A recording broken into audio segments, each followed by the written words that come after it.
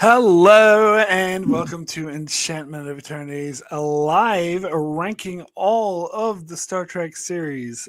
Here I'm joined by some lovely guests as always, and we are going to take turn ranking I divided it out to 14 Star Trek series. So that goes the original series, the animated series, Next Generation, Deep Space Nine, Voyager, Enterprise, the TOS movies, the TNG movies, the Kelvin-verse movies, and then Discovery, Picard, Lower Decks, Prodigy, and Strange New Worlds. I purposely did this before Starfleet Academy started because one season is not enough to go on anyway, so might as well exclude it.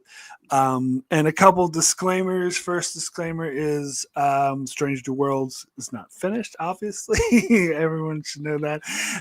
That makes it a bit different. We're only judging it on the first 3 seasons where all the other shows have completed. Next disclaimer, Darrin has not seen Prodigy or all of Prodigy. Much of Prodigy, yes. Yeah, so he didn't place it on his list, which gives it a slight advantage because that's one less person ranking it. But other than that, we're gonna rank the Star Trek series. So let me introduce lovely guest, starting with my sister Alyssa. Alyssa, thanks so much for joining. Hi, it's good to be here. I've been really looking forward to this, talking about one of my favorite things to talk about, Star Trek, with 2 of my favorite people to talk about it with, Mark and Darrin. So, and one of my favorite formats as well. So I'm really excited to get into it. Just in the chat, Brandon and Norman, good to see you. And Brandon is saying, Alyssa, how come your younger sibling has a higher rank than you? Yeah, I don't know. Well, they just moved up the ranks. So I'm kind of a little bit of a slacker. I'm like Picard with the blue uniform in the alternate timeline. I've never really lived up to my potential. I'm only lieutenant commander. No. So I was just watching the episode Flashback. So I was thinking you dropped out of Starfleet and re-enlisted like Tuvok did. There we go. And of course, our other guest, Darrin. Darrin, thanks so much for joining. Oh yeah, really excited to jump into this discussion. Really excited to kind of see where everybody's putting where everybody feels like, their favorite Star Trek is, because really there is no bad Star Trek, but some Trek is better than others. And I'll tell you what, with this list, I found like the top ranked series on my list was easy. Doing the bottom was easy, but that middle is hard. It could go either way and it could change depending on my mood. I found most of my stuff ended up being obviously personal taste or rewatchability, because you're always like, these are kind of close, which is a little better than this. And so, you kind of gotta dig in, but that's what makes this discussion, I think, really fun. Yeah, I had logical reasons for ranking things above the other things for everything, but I had to think about it. I'm like, wait, why would this be ranked higher? Okay, and I came up with a reason, which I'll probably explain when we get into it. Yeah, there were some times where I didn't really know because you're ranking an entire show against an entire show, and sometimes it's apples and oranges, especially if it's just like 2 or 3 movies, and the thing that I ultimately boiled down to was the thing that was the clincher was what would I rather sit down and rewatch? Yeah. All right. So if you're haven't seen any of the videos we've done on my channel before, this is going to be a particular format where we are going to collectively rank these 14 series. We each have our own personal list of ranking it from our least favorite to our favorite, and we're each going to take turns naming the bottom entry on our list one by one until we come up with a collective list, which means as I explained in the last one we did, the MCU one, means we're compromising, and in the compromise, no one is happy because our lists will be totally different, but it will be an amalgamation, a Tuvix, if you will, of all three of our lists. So but don't worry. We executed at the end. I know. We're gonna murder our list. Yes. We're starting this episode off right. Okay. All right. So, let's just go ahead and jump into it. I'm going to do a random number generator to determine who goes first, alphabetical order. So Alyssa's 1, Darrin's 2, I'm 3. If I can get this ad to close.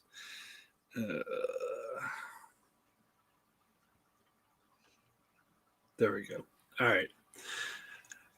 You probably can't see because the light. It's a 1. Take my word for it. So Alyssa goes first. So name our number 14, the bottom of the barrel. Oh, so I just go and then you do the next choice to see who goes next? Well, no, it will be you, Darrin, and me until we get to the top 4, and then we'll do it. So it goes me. All right, me, Darrin, and then you. Okay. Yeah. Okay, well, I'm glad I get to go first because that ensures that the thing that I hate the most in Star Trek gets to be at the bottom. And I'm going to disagree with Darrin about there being no bad Star Trek because I think my bottom 2, I just don't think very good. So, coming in at number 14 at the bottom on our list is the reboot films, the Kelvin-verse movies from J.J. Abrams. To me, I mean, although I do get annoyed sometimes when other people say something is not Star Trek, this isn't Star Trek. This is more of a marketing opportunity. It's like corporate Star Trek. Like it's concerned with selling movie tickets and selling products because it's filled with product placements. It's concerned with, expanding the base, which is, expanding your audience, but not to bring in more Trekkies like a show like Prodigy would do. You're expanding and what Starfleet Academy is supposedly doing. You're kind of expanding things to bring in a new audience, but still staying to what makes Star Trek Star Trek. This is more about shamelessly selling movie tickets. We're going to have Beastie Boys in it. And Strange New Worlds, to be fair, is starting to do this too, but I hate modern music in as a score in Star Trek. I don't mind it if you travel back in time and the dude on the bus is listening to a punk rock song from the 80s. Sure, because that makes more sense. It belongs there. But using the Beastie Boys as a soundtrack, it's just all just cheap shit to try to sell movie tickets and is not true to what Star Trek is. It's not concerned with good storytelling. In fact, they were too lazy to actually adhere to canon. So we don't have time for that. Let's just make it another timeline so we can do whatever the fuck we want.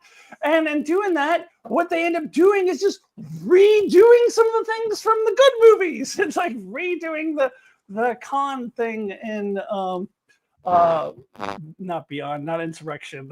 What is Yeah, Beyond was the third, and just Star Trek was the first one. Yeah, Into Darkness was the second one. Into Darkness. Like Into Darkness, when they have the reverse, death scene with Kirk dying instead of Spock, and just kind of doing the same thing that's already been done, but just not as good. I also feel like to me the character, these actors are not the characters that they're playing. Chris Pine to me is not Captain Kirk at all. He's Chris Pine. And he wasn't super well known, I don't think, when he first did the first movie, but he's become pretty famous since then. And anytime I see a movie and he's just playing the same character, like he's one of those actors that just plays himself in every movie. So I watched that. I'm like, that's not Captain Kirk. That's Chris Pine. I love Zachary Quinto. And the first season of Heroes, probably one of the best villains in TV history, in my opinion, in the first season of Heroes. He's not Spock. He just doesn't work for me as Spock. He's way too emotional without sort of the explanation that we get from Ethan Peck's Spock, that this is like early in his journey and he's getting there. This is just emotional for emotional sake. The romance with Uhura doesn't make any sense. Like I can just go on and on and on about these movies, and they're not only are they not consistent with the greater Trek universe, they're not consistent with each other. Like, do yourselves a favor, watch the pitch meetings on the pitch meeting channel. And this is, I believe, the only Star Trek he's ever done, because he's not a Trekkie. Yeah. But he did the reboot films, and I love the in the pitch meeting for Into Darkness, he keeps saying all these things like, "Oh my god, that's a game changer! There's like super blood now. We can just have the super blood, and we just inject it to people, and we can bring them back to life."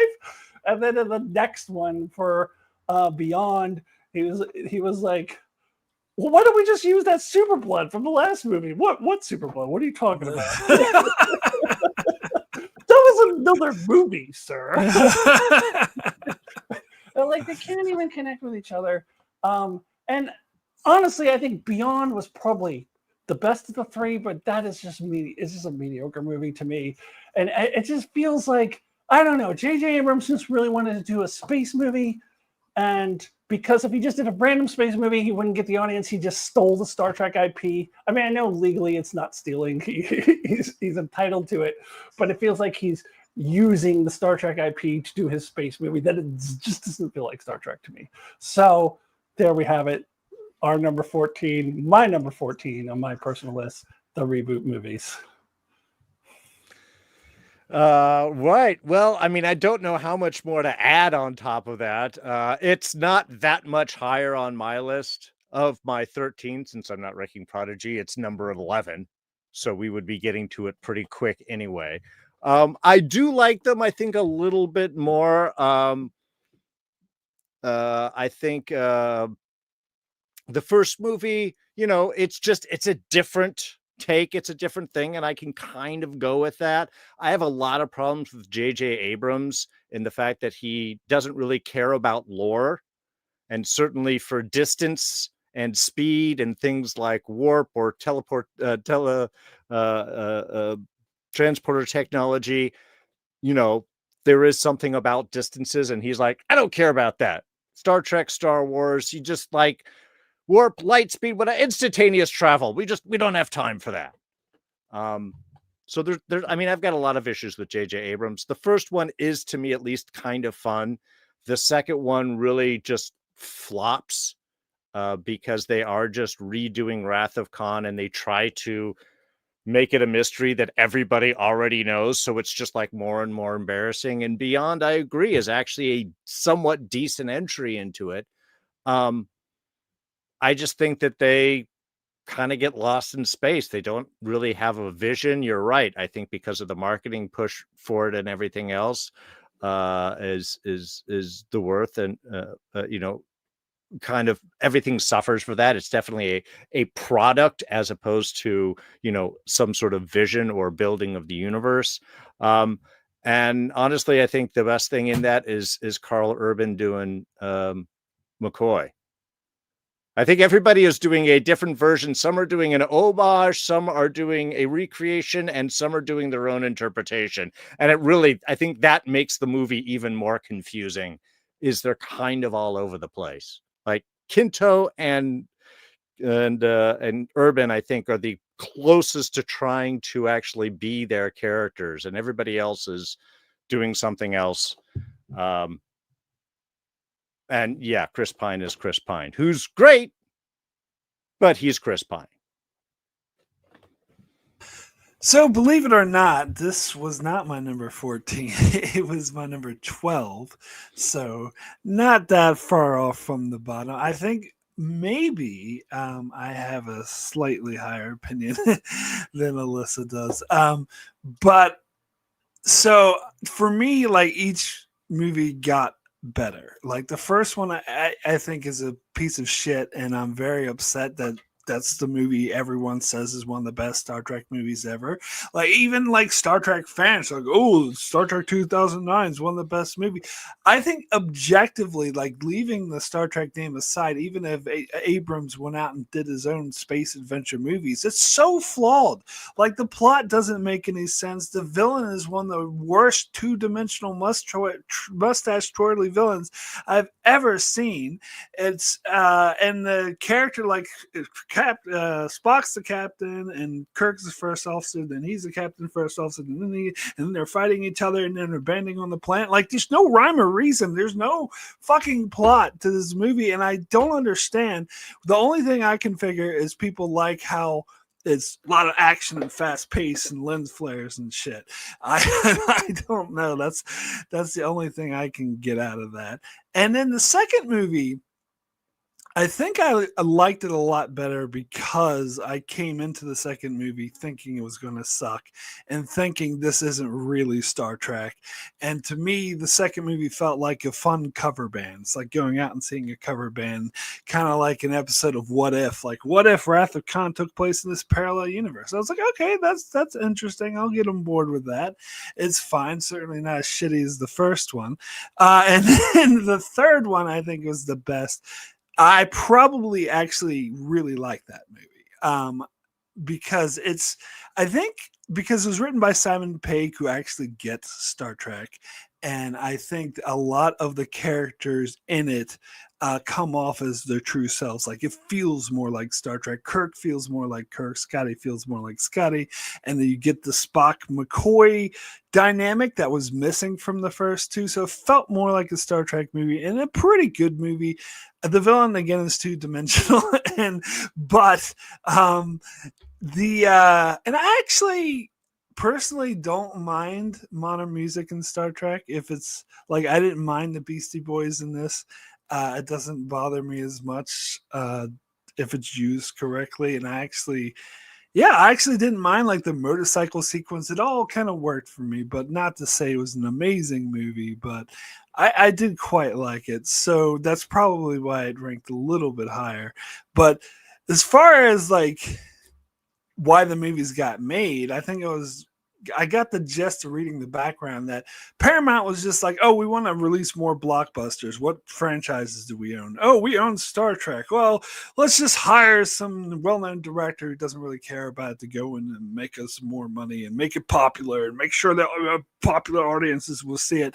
Like they didn't care about actually making it feel like Star Trek. So that's the one thing, and I know a lot of people disagree, but that's why I think the modern Star Trek shows are better than these reboot films, is because they do lens flare and spinny cams and like great special effects, but they make an effort.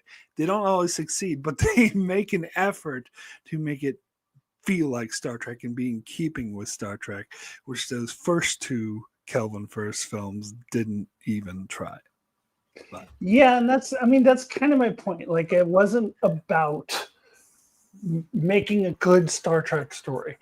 Like for everything else on my list, even the other ones that I don't like, at least, well, actually there's one more film we'll get to that I think is also like trying to just get money. But I think in most of the time, and especially in modern Trek, their number one objective is to like make good Star Trek, even if they're not successful in it, even if a lot of the fans don't like what they make. They're trying to stay true to Star Trek. But these movies were just trying to make money. And I think that's where I have a problem.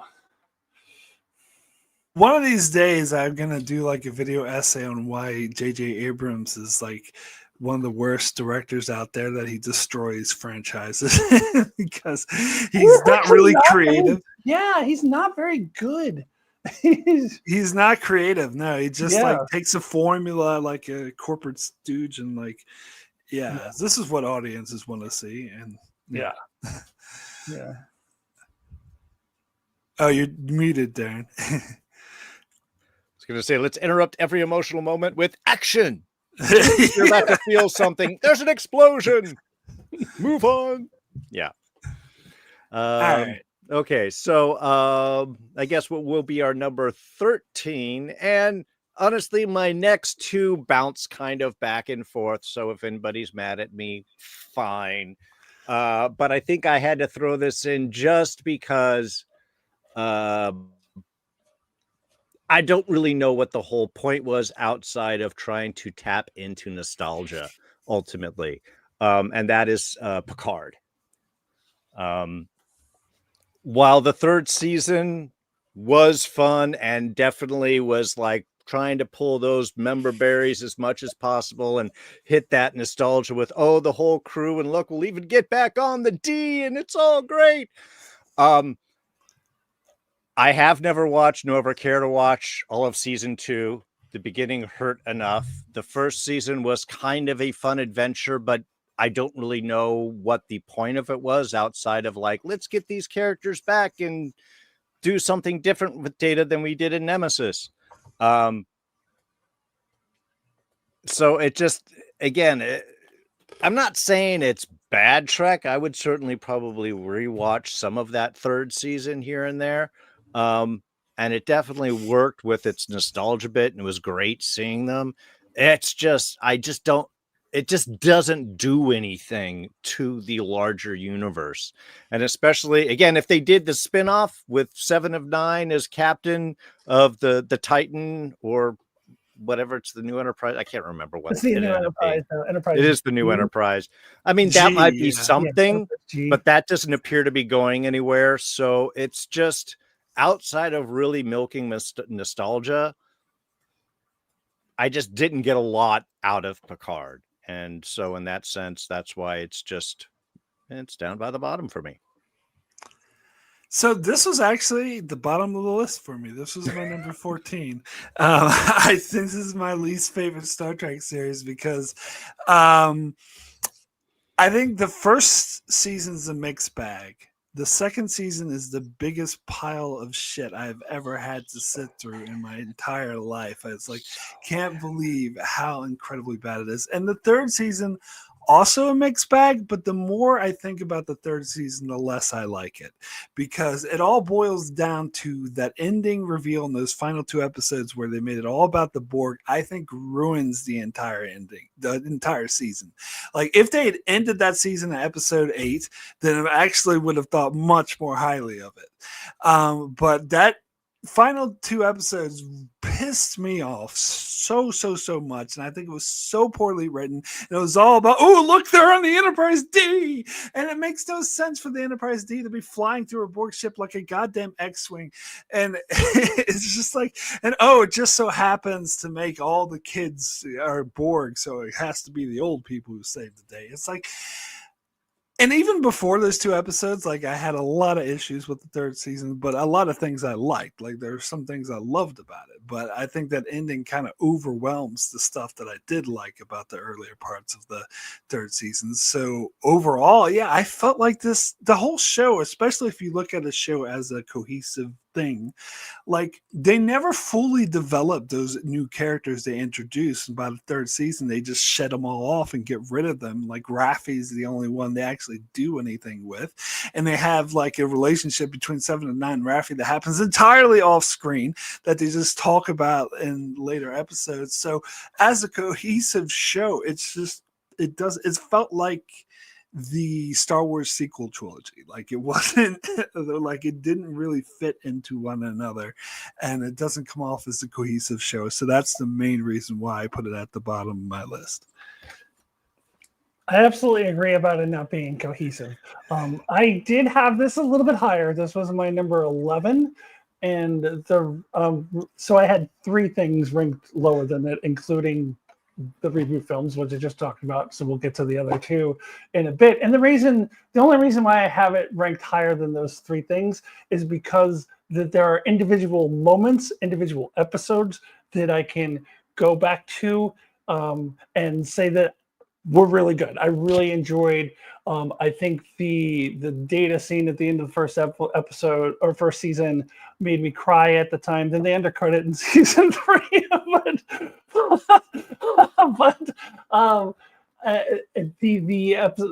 the one why am I blanking on the name of the episode? The one with Riker, the first one with Riker. The Penthe, I believe. Yeah, Yeah, that was a like highlight. Yeah, that. I love So that. and there's a couple episodes early in season 3 that I really liked a lot. So I can go and pull out individual things from it that I like. Whereas the 3 things that I have ranked beneath it, I just nothing really great in them. So that's why it's just a little bit higher for me. But at the same time, I do agree with a lot of what you guys were saying. I think that it is kind of a failure as a series, and I'm going to say this again, but I think it didn't accomplish what it set out to accomplish. Because I remember when it came out, their whole thing was we are staying away from the next generation, and that I remember reading that's one of the conditions for Patrick Stewart. Like, he wanted to do something completely different, and have new characters, and get away from the next generation. And they failed at that spectacularly, because it ends with just the just the nostalgia. And I didn't hate all the nostalgia as much as some did, but it kind of failed from what they had set off to do. And remember the end of the first season, they were like setting off like, oh, we're on the La Sorrenta together, and we're going to do our own little crew and now go on adventures. And that just gets completely abandoned in season 2. So if they had kind of stuck to that, like, I feel like season 1 could have been the good basis for a good show, like that you build on, and you could improve upon that concept in season 2, like actually have the Sorrenta crew like together, and just ignore all of the stupid, like, resist the urge for the alternate timelines for the sake of it. Resist the urge for the fucking Borg. Just enough of the Borg already. So if they had taken what they started, the foundation from season 1, and built upon that, and made that cohesive show that you're talking about, Mark, that it is not, that I think it would have been much better for it. But I think, yeah, the sequel trilogy of Star Wars is a very good analogy, because it's so disjointed from one another. So yeah, even though I had a slightly higher, I'm not disagreeing with a lot of what you guys are saying. Yeah, well, I mean, and that's why I wanted to start off in saying there's not a lot of bad Trek, but there are these moments, and honestly, one of my favorite parts of Picard was, and I did not expect it, was Captain Liam Shaw, played by Todd Stashwick, was to me the most real character thrown in there, someone that actually had, a point of view, was against the character, was not an antagonist, but more of like a contagonist who just didn't want to work with them, didn't want to deal with them, and had actual reasons, and gave, I think, some of the most gravitas in those episodes. It always sucked that he died, but it was, I don't know, to me that was one of the better things that were in the show, which may wonder why, when I get to my next one, you'll wonder why is that higher, but we'll get to that. I think he's a bit overrated. I thought he was okay, but I didn't like that his motivation ended up being the exact same as Sisko's in Deep Space Nine.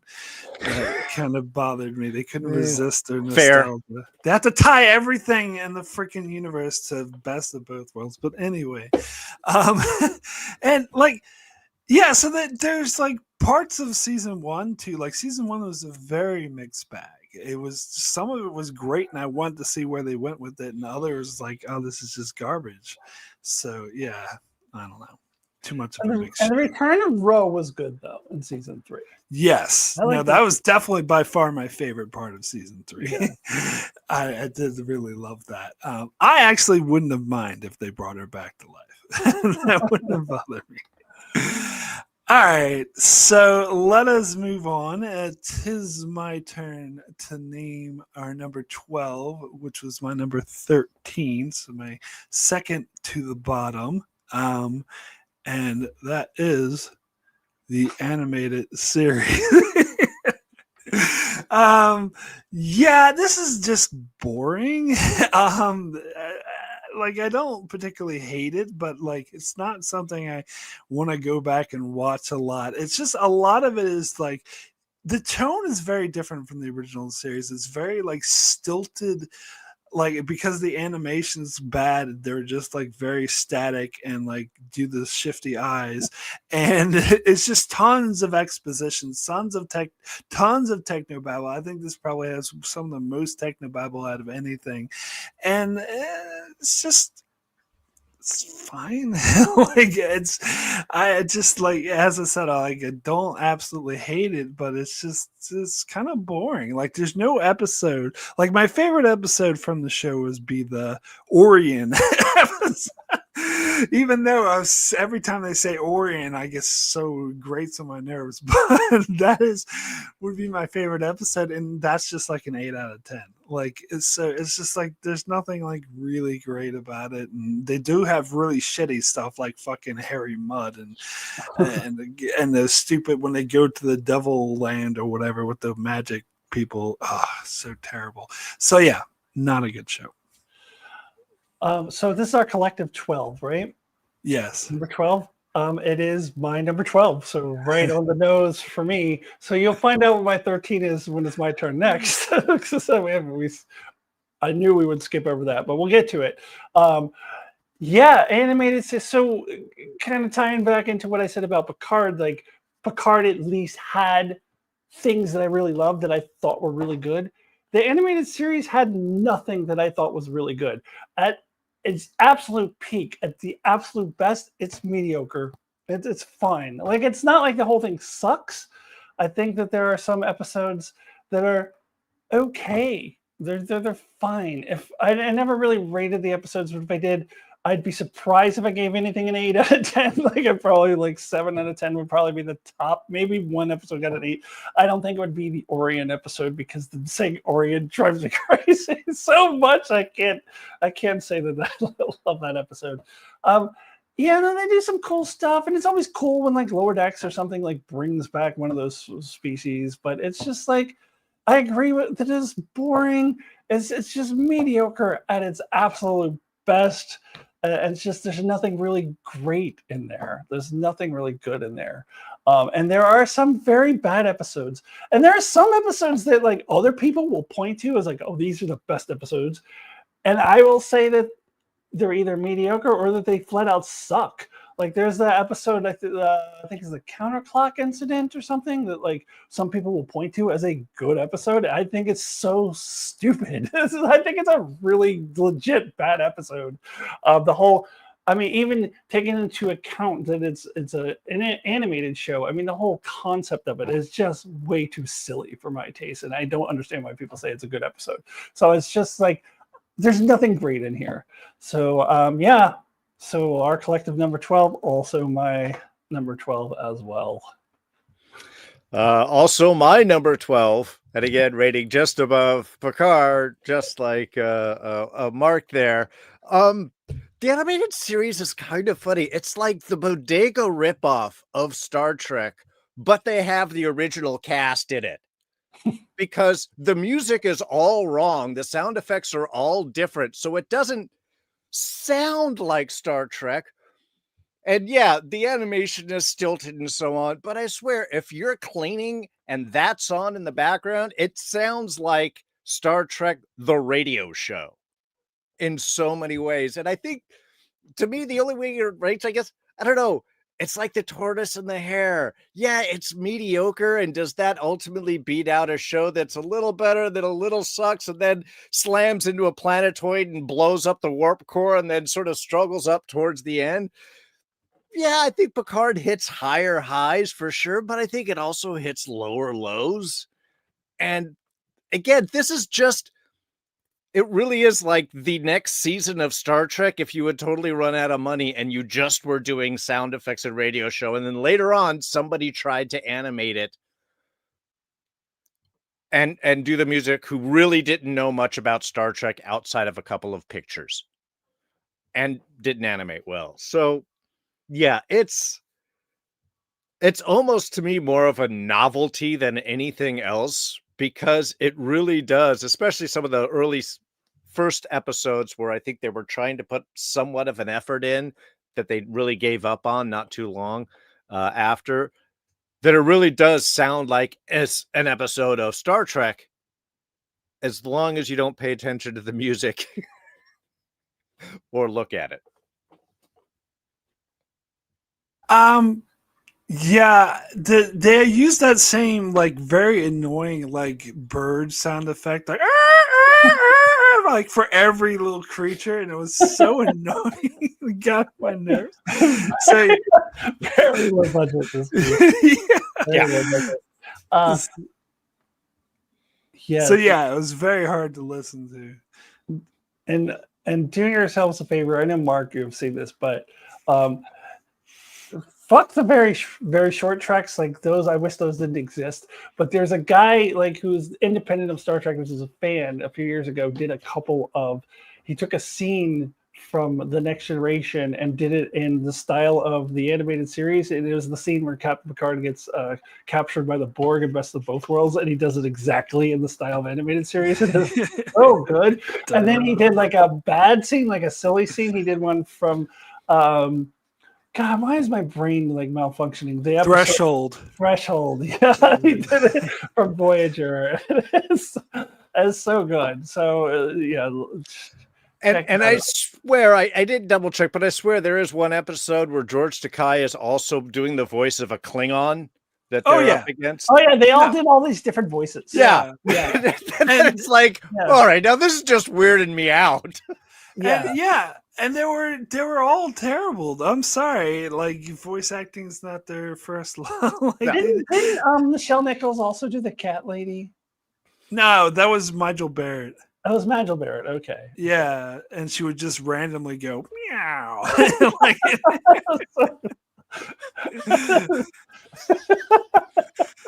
it's so ridiculous. Yeah. Well, the bottom's the bottom for a reason, folks. Let us. Yeah, so I think for me, the reason why I did put this just slightly higher than Picard is Picard has more wasted potential, in my opinion, and it just pisses me off more, the bad stuff. But I think the lows are lower, even though the highs are higher. This is, like I said, it's hard comparing these. But anyway, so Alyssa, I think we're up to our collective number 11.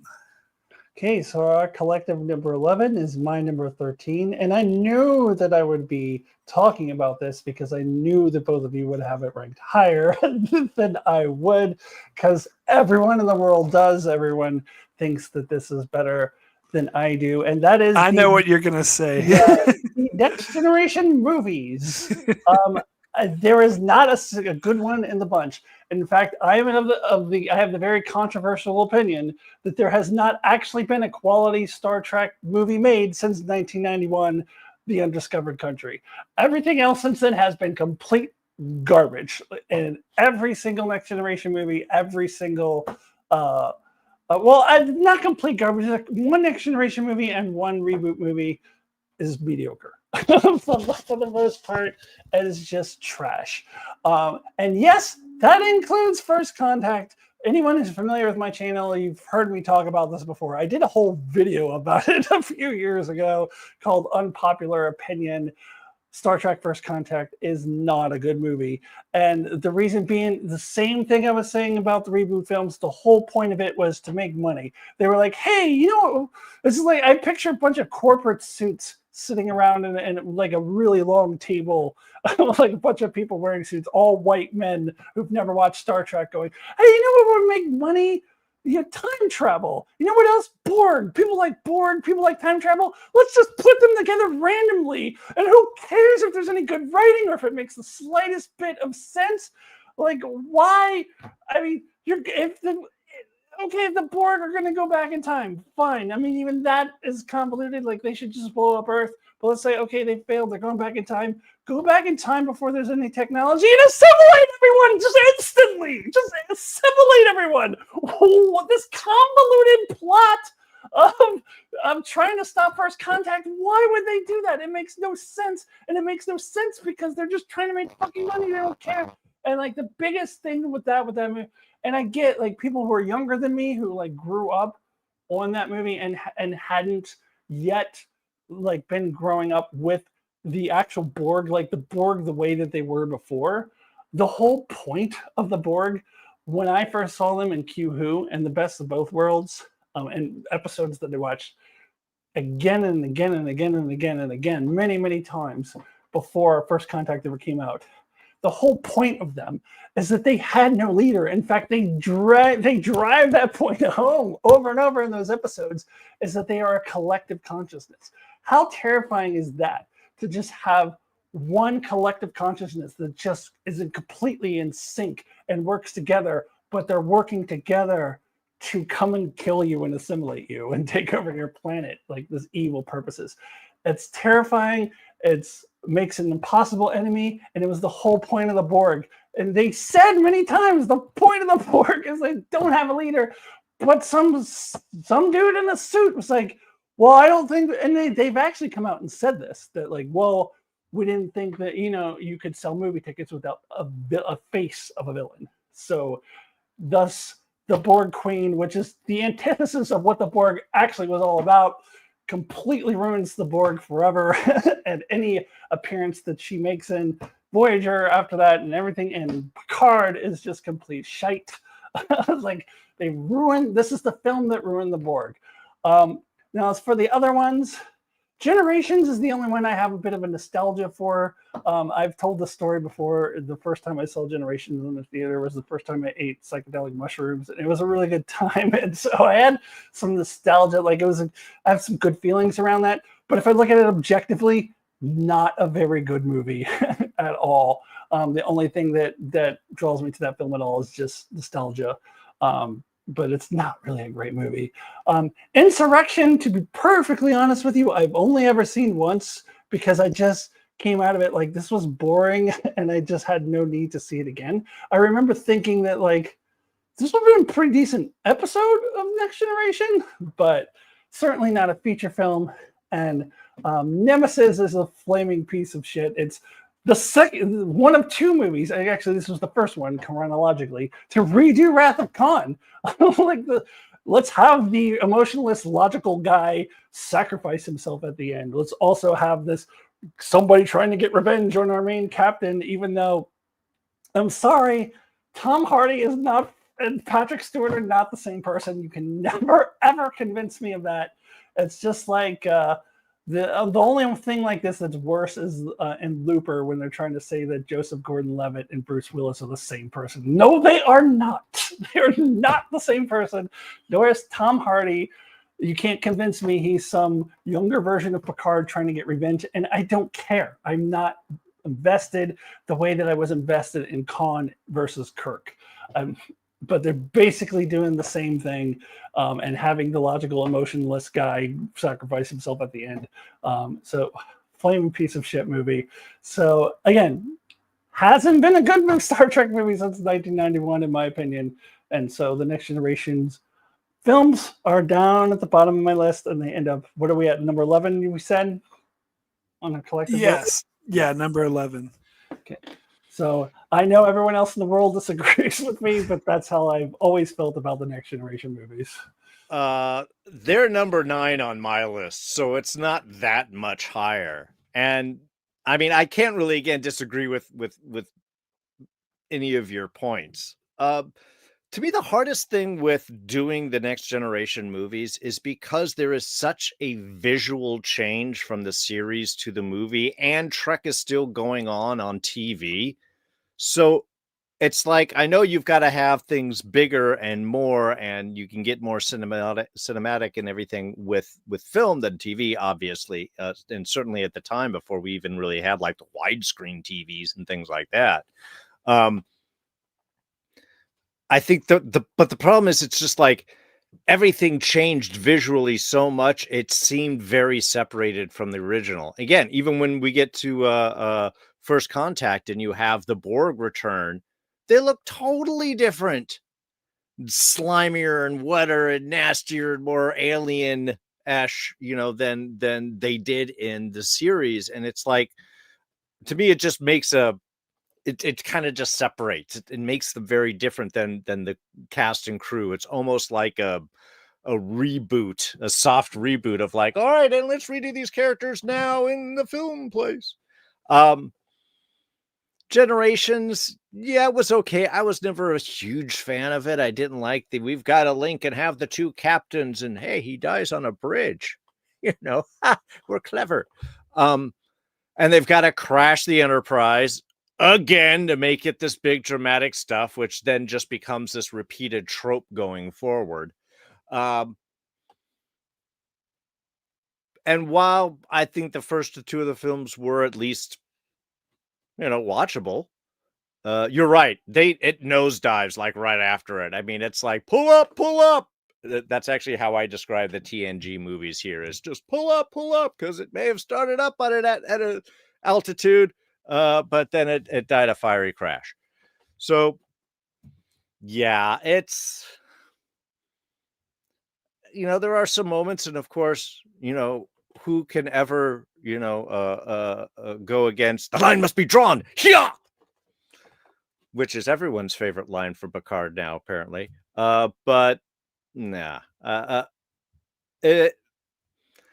don't know. It's just, I gotta agree. I don't know if there has been a good Star Trek movie since 91, because these just really seem like their attempts to make it big and to move the cast up into bigger things, but I don't think they know how to tell the stories in movie form. I think there's a lot of problems with studios grasping for the cinema, the production, the boom and bash, and let's get butts in the seats, than making a reflection of what the original series, of what the series that the movies are based off of was. And before Mark, I know Mark, it's your turn, but I just have to interject and say, I do think, to me, Star Trek is a TV show first. That's what it was. That's how it started. I think that's when Star Trek is at its best, is when it is television. And I'm hearing, Skydance Paramount wants to invest in the films again.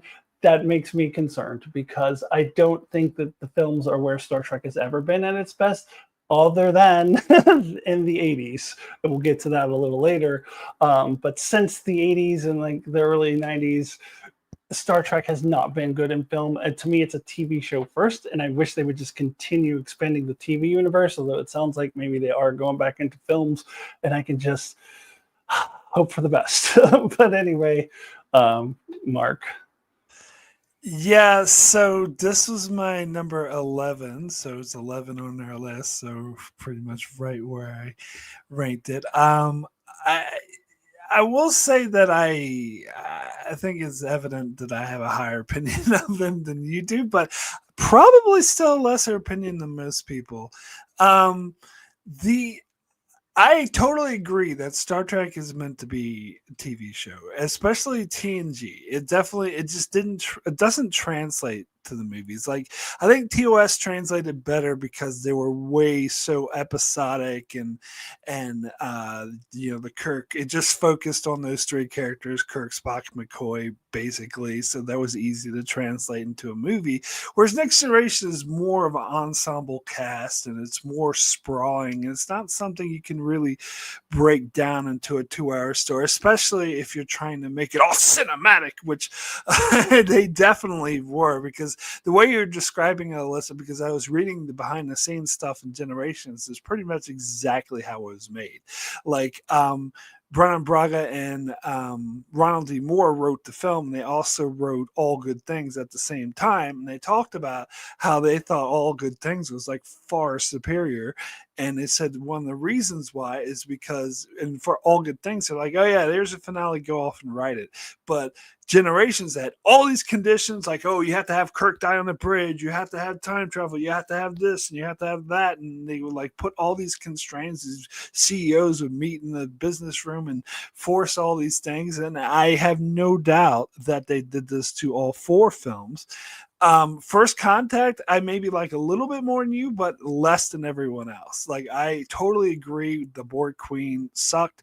I wish that movie had a first act. It would have been nice if we actually had a fucking first act in that movie.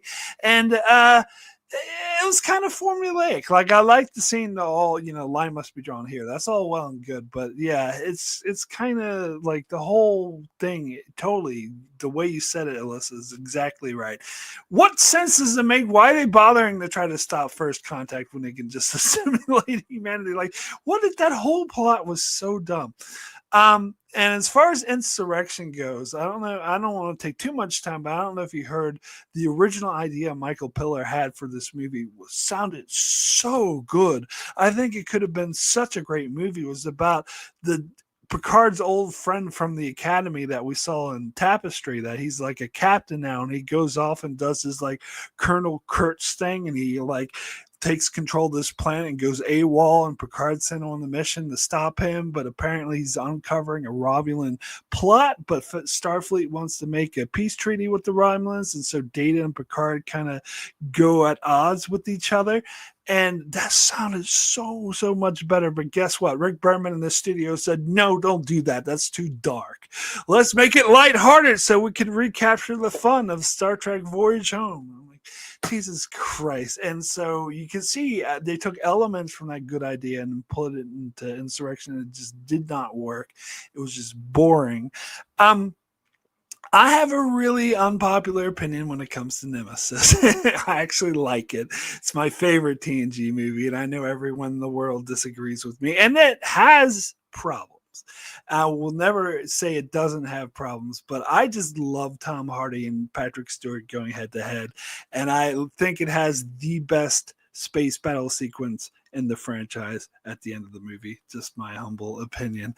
So, but it's got its flaws. Like, I still give it an 8 out of 10. So, and yeah, Generations I actually also like, but I think they just fucked up with the Kirk thing. And again, by they, I mean the studio, because they forced that whole thing with Kirk and Picard to happen in the last 10 minutes of the film. So they just constrain. You don't take good writers and like tie their hands. This is what you get. But some of the good writing still seep through in the movie. And my other unpopular opinion is I don't like Jerry Goldsmith's music for Insurrection or Nemesis or First Contact, and I think they should have had Dennis McCarthy do all 4 films, because I think his music in Generations was the best. Anyway, sorry. So that's my input on the movies. All right, so I guess we get to number 10, and I will throw out my quick apologies, because again, I am not ranking one of the series, so if this puts your favorite series in this position, I can only somewhat apologize, because this is it's not my least favorite of the new Trek, because obviously that's Picard, but this is obviously number 2 here, and that's Star Trek Discovery. Look,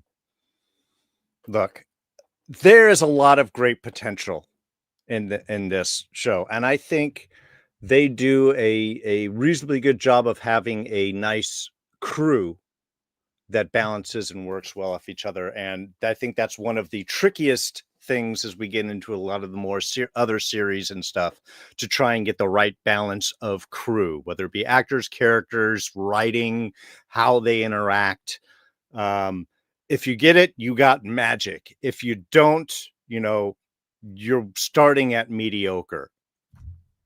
And I think Discovery does have a good balance. What gets me with Discovery is, man, they languish in their emotional moments so much. It hurts. It makes the show unwatchable. The last season, I tried like 3-4 times to push through, and I'd get through like one episode or part of an episode, and they'd just be like, all right, well, we got to get there.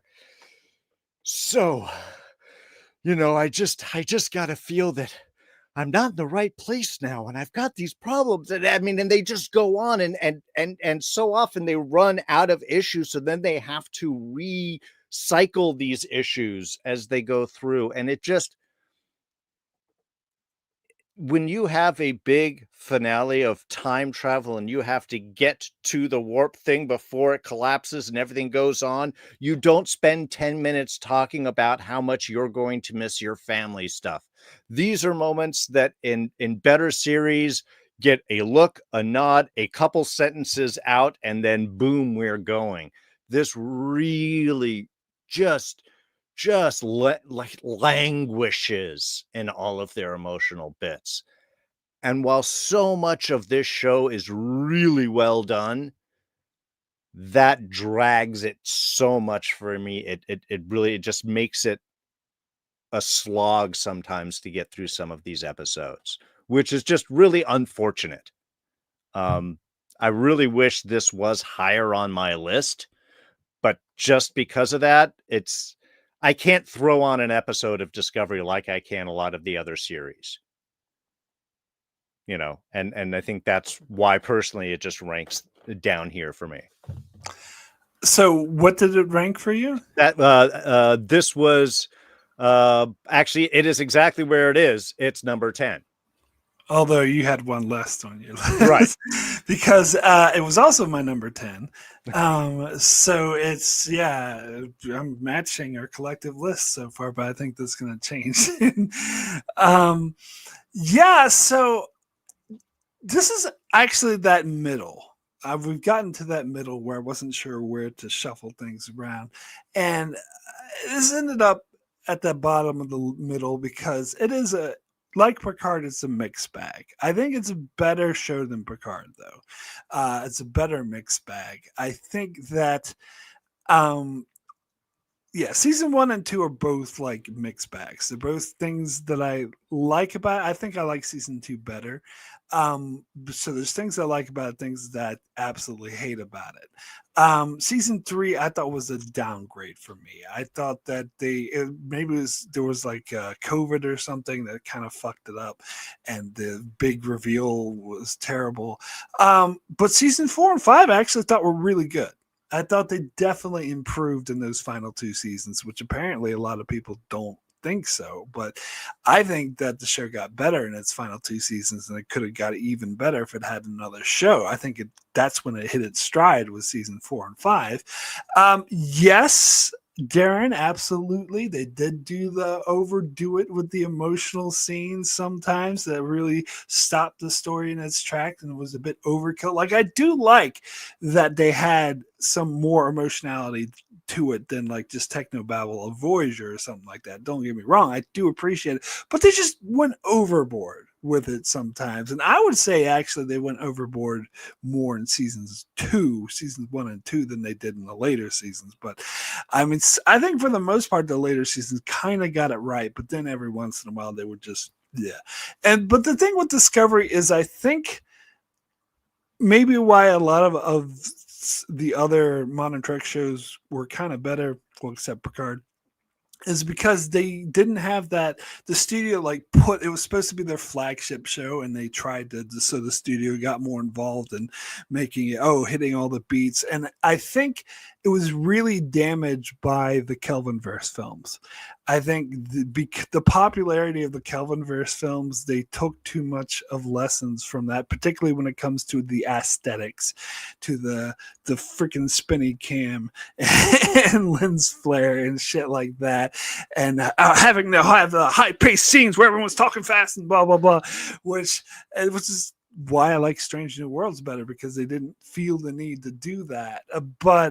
The aesthetics was definitely a drawback, and they always had to have a big, huge threat and a mystery that didn't really pay off very well, which is why I think those last 2 seasons were the best, because their mysteries actually worked, and they weren't like putting all their eggs in it. So that's where I'm at with Discovery. Well, I had it ranked slightly higher, and I knew that I would have it ranked higher than anyone else. I had it at my number 8, but it was like kind of that middle part where it's like which goes above which. So it ended up being in the upper end of that a little bit. So it made it up to number 8 for me. I have a lot of love for Discovery for being the show that brought Star Trek back to television where it belongs. It did, however, struggle with its identity for the longest time, like trying to figure out what is this show about? What are we trying to accomplish? And and they had to switch gears. They were like, oh, I guess this prequel thing was a bad idea, so let's go into the 32nd century now. I'm like, yeah, I could have told you the prequel thing was a bad idea. That's what I thought when I first heard about this. Like, why are they doing another prequel? And then they figured out, like, oh yeah, this is not a great idea. Let's go in the 32nd century. Some good things came out of it. We got Pike, Anson Mount as Pike, which went into Strange New Worlds. Rebecca Romaine as Una, Ethan Peck as Spock. That came out of Discovery season 2, so there were some good things in it. There were some good things in season 1 too. So there were good things to get out of it, but it took a while to like figure out what kind of show it was. And I agree. I think that seasons 4 and 5 were the best seasons. I think there's a couple episodes in season 4 that I personally think are just masterpieces. I actually read an article. I think it was some clickbaity article. I think it was Screen Rant, maybe, that came up on my Facebook feed that was saying every modern Trek show has its masterpiece, and they listed one episode from each one that was a masterpiece, and it named the sanest man goes. What is the one the time loop one in season 1? Well, magic makes the sanest man go mad, or something. Yeah, like that. something like that. Yeah. With Harry Mudd, and I was like, "That's your masterpiece." I actually think legit the episode "But to Connect," even though it's a weird title. In season 4. Just real quick, I looked it up on IMDb. It's one of the lowest rated episodes of the show. But to Connect is? Yeah. And I'm like, what the actual fuck? Like, to me, that is like, because it's just like all dialogue, but it's so good. Yeah, and the season 4 didn't quite get there because I think it still had too many episodes, too much filler. They could have really narrowed it down from 13 to about 8 to 10 episodes if they really wanted to. But I also feel like the love story. I think someone in the chat said earlier they didn't like Saru's love story. I disagree. I think any love story that they did, any romance in Discovery, especially Michael Burnham and Book, felt real to me. They had their conflict felt real. It wasn't just all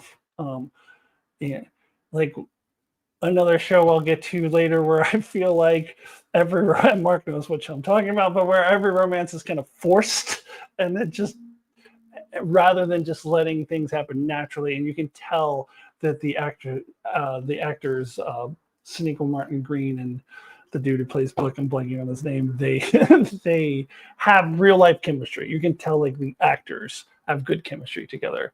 So that kind of love, or I guess relationship, really works for me. It doesn't feel forced. It feels natural. And then season 5, I think, is where they finally hit their stride, and that was the end of it. Like, I feel like they finally got something good going in season 5, and then it ended. So Discovery, it never really quite, found its way. It was trying to figure itself out, but hey, it brought Star Trek back to TV where it goddamn belongs. So I give it some credit. And so yeah, what did we say? This is our number 10. Yeah, number 10. So where I have it's not that much higher. It's close. Yeah. I don't think we've hit any one where someone's like number 3 has come out, right? Anything like that yet. It might be coming, but yeah. Well, that's what I'm here for, Real quick, jump in the chat, and Brandon Neil Howes gave a super chat. Thank you so much for your super chat, and because you deserve it, Mark. Well, thank you so much. Yeah, like I hear what you're saying about Discovery being the show that brought Star Trek. And I remember when Discovery was first announced, someone was like, "Oh, you happy about this? Shouldn't Star Trek belong in movies?" I'm like, "What the hell are you talking about? Star Trek belongs on TV. It is a TV show first." So that was definitely a good aspect of it. But again, I wish those Kelvin-verse movies never happened, because I think it negatively influenced it. And I've got to give it props, certainly, for trying to do more of long form storytelling as opposed to the more episodic, which Star Trek traditionally was. Whether or not that was the right choice, we'll definitely get into. And I think it had some hampering, but I mean, it was trying things. And so, yeah, it deserves credit for what it was doing. See, a lot of people were against the serialized nature of it and saying, "Oh, Star Trek should be episodic." Totally disagree. Could not disagree more. I just think they didn't get the serialization correct until season 4. It took them a while to like get the hang of it. All right, so let's go ahead and jump in to our collective number 9, which is also number 9 on my list. So sticking close to the list so far. And maybe this will be the episode that breaks somebody's or the show that breaks somebody's list. It was tough for me, but again, I get back to what would I want to sit down and watch, and this actually didn't rank that highly, and that's the original series. This it's hard to watch, and I know it's kind of a recency bias because it's from the 60s and it was very progressive and new for the time that it was made. But now it's just like, it's just difficult to watch. Like I do have some nostalgia for it, but I think that's the only reason I have it as high as I do is because of the nostalgia I have for it. And I have way more nostalgia for the 90s Trek shows personally. I've always been more big into the 90s Trek shows than I was the original series. And it's just overacting, so cheesy. I gotta let go of the really bad cheesy production value because I know I gotta give it a pass on that because it's the 60s. But like the over the top, like big, like over the top overacting, especially William Shatner. My God, last time when I watched all episodes of the original series, by the end I was going crazy with how terrible William Shatner's over the top Spock. Like some people are like, oh, those comedians that do the impersonations are over the top. I'm like, no, they're pretty much, sometimes they're exactly spot on to what William Shatner does. And there's, as much as I do like it, of course it started everything and everything came from it, there are a lot of bad episodes. Like I think season 2 has like all these episodes where they visit another planet that looks exactly like Earth, and a lot of other episodes I just think are boring. In season 3, they had a cheesy romance almost every week, and some really like dumb episodes. Not to mention the most sexist episode of the entire franchise was in this thing. And speaking of sexist, like, I know they were progressive for the time, but now, like, all the watching it now and all the women like, tee hee hee, oh, I got a soft voice, I'm just a damsel, let me answer the phones. It's hard to watch this shit nowadays. And I know some people are like, oh, that's unfair to judge it from a modern perspective, but I can't help it. I can't help it. If I want to sit down and watch something, I want to watch something that doesn't like annoy me like that. So anyway.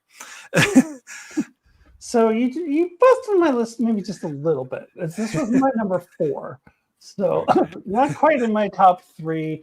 And whereas you said you didn't have the nostalgia, it's number 4 because of the nostalgia. I am old enough to remember a time where, and there's fewer and fewer of us around who still watched all the Star Trek, but I'm old enough to remember a time where there was no other Star Trek show in existence other than the original series. And this was a big part of my childhood because I was 13 when The Next Generation came on.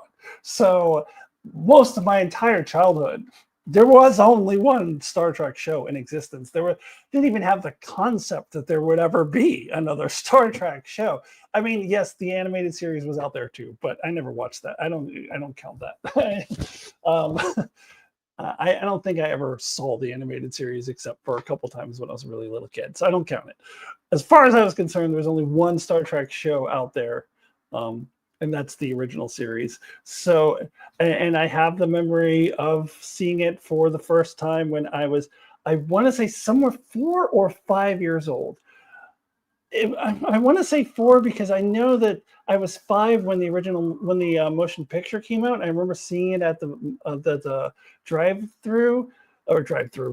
theater when I was a really little kid, and Mark was a baby, and I don't think Mark came along. I think Mark was probably with a babysitter, but I remember that, and I had already seen the original. I was already familiar with the character, so I want to say it would have been like 1978 when I was 4 that I saw my first original series episode. If you think about it, like it had only been off the air for 9 years. Like you think about like what was 9 years ago, what came out in 2016. Like Star Trek Beyond was 2016, so that's about how long ago. And like that doesn't feel like very long ago, right? That's how long ago it was when I saw my first episode from when it went off the air, even though I wasn't alive when it was actually airing.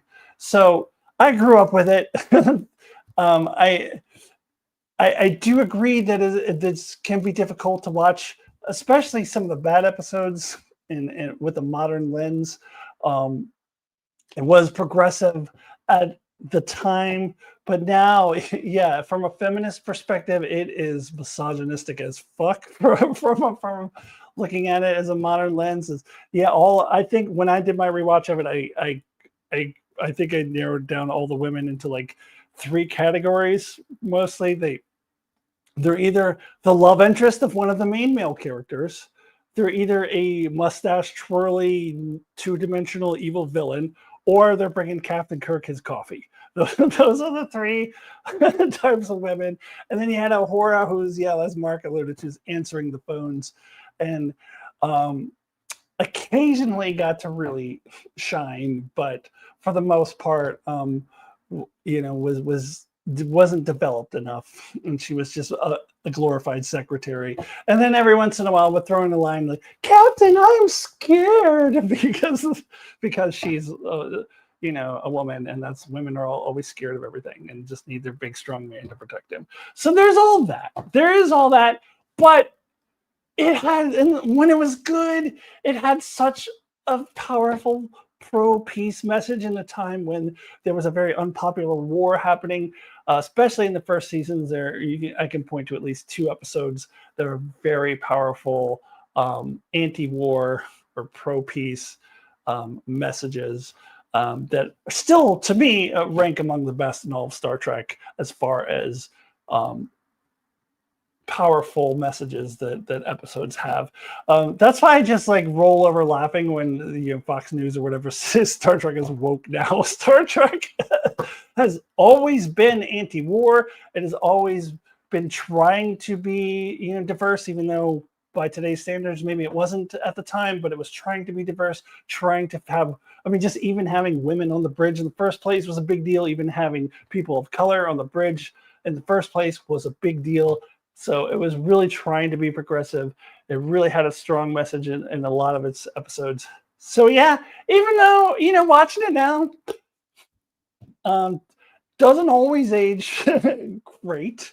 But I still just, it was the only Star Trek for me for the first 13 years of my life. So that's really why I have it ranked a little bit higher, but I definitely can understand it being down lower. So I'm not like upset that it's down lower. I kind of expected it, to be honest with you.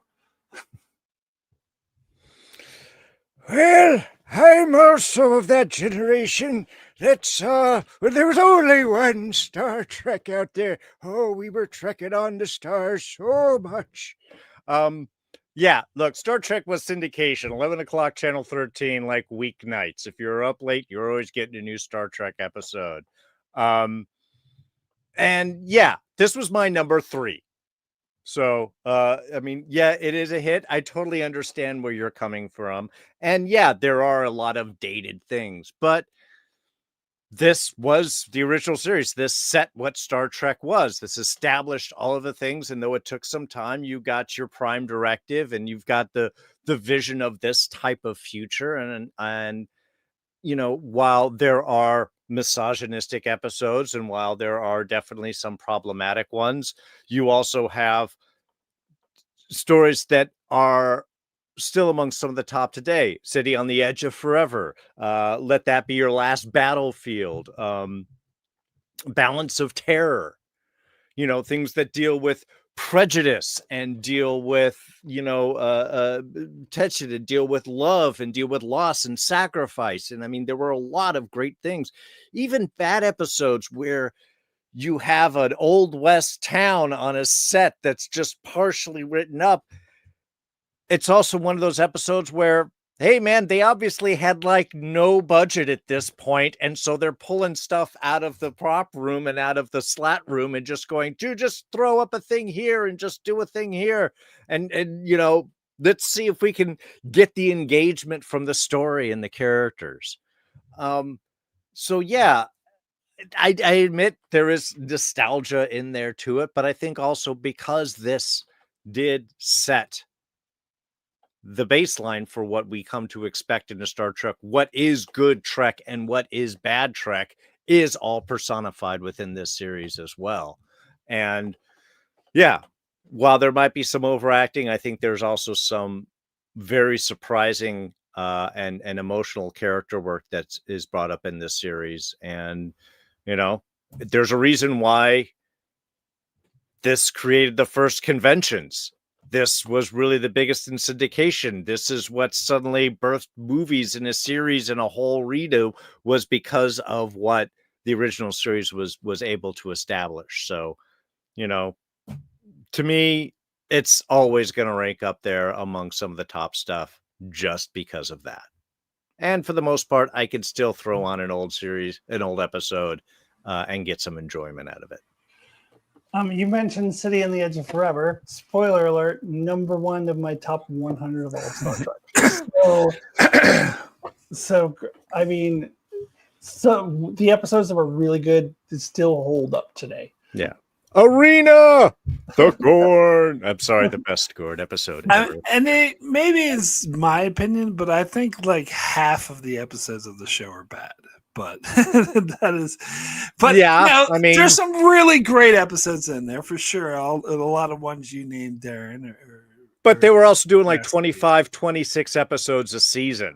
I mean, there was just... I believe it was 29?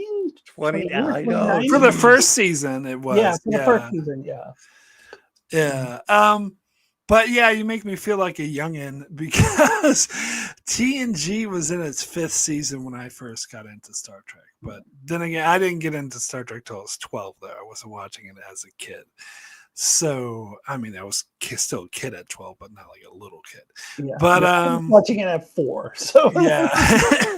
So yeah, I probably don't have as much nostalgia for it. But yeah, I was always more into that era. Anyway, so yeah, we're up to our number 8, and Alyssa, 'tis your turn to name our number 8. Okay, our collective number 8 is my number 10, and it's my turn to torpedo some lists. Oh no! So because I do very controversially have this rated lower than Discovery, which I had at 8, and lower than another show we haven't got to. Lots of other shows we haven't got to. At my number 10, torpedoing some lists with Star Trek Voyager, or I guess it's our collective number 8. My number 10. Yes, yeah, number 8. Our collective number 8 is Voyager. It is my number. I had it ranked even lower. And number 8's not too bad for Voyager. It's more than it deserves. So Voyager is another series that it didn't accomplish what it set out to do. Because I remember when it came on, I used to read about it in the TV guide before we had the internet. They would tell you about this new show called Voyager that was coming out, and it sounded really cool to me, really good to me, that we want to do something different. We're going to have them trapped in this other part of the galaxy that they're cut off from the Federation. And we're going to have all new enemies and all new alien species. We're going to do all these new things. What was it within the first, I can't remember which episode number this was, but certainly within the first 5 episodes, they go to this planet and they go into a noir mystery, and the woman is I saw Mark's actually video that he did about the worst one-off characters, and it was this woman who is like this stereotypical noir character, and she has a dog. And I'm like, you're trapped on the other side of the galaxy and you're going to a planet with somebody who has a freaking dog. Like, they don't even bother to glue a horn on it like they did in the original series. It's just a dog. And I'm like, this is what we get? Traveling to the other side of the galaxy and being stuck there. I felt like they just did not ever take advantage of that premise, that they didn't do enough that was different. I felt like the majority of the episodes could have very quite easily just simply taken place in the Alpha Quadrant. You would never know the difference. I really felt that this show needed to be more serialized, and that's one of its biggest flaws, is it needed to feel lived in. It needed to feel like you are trapped on the other side of the galaxy and you don't have the resources of the Federation, and you have to make new allies, and maybe those allies will betray you. And now, to be fair, there were individual episodes that touched on that premise, but to me it should have been a long running thing. And then when you find this magic thing that propels you 20 years closer to Earth or whatever, you don't see the aliens anymore. Like, now you've got to make new allies. Like, oh my God, now we're in a whole different part of the Delta Quadrant now we lost those allies that we had before, but at least we don't have to worry about the Kazon anymore. But they would, like, the Venetians came back, even though they should have been long past them. And the Talaxians being at the end of the show when they had jumped, I think, however many years toward Earth already. Like, there's no continuity there.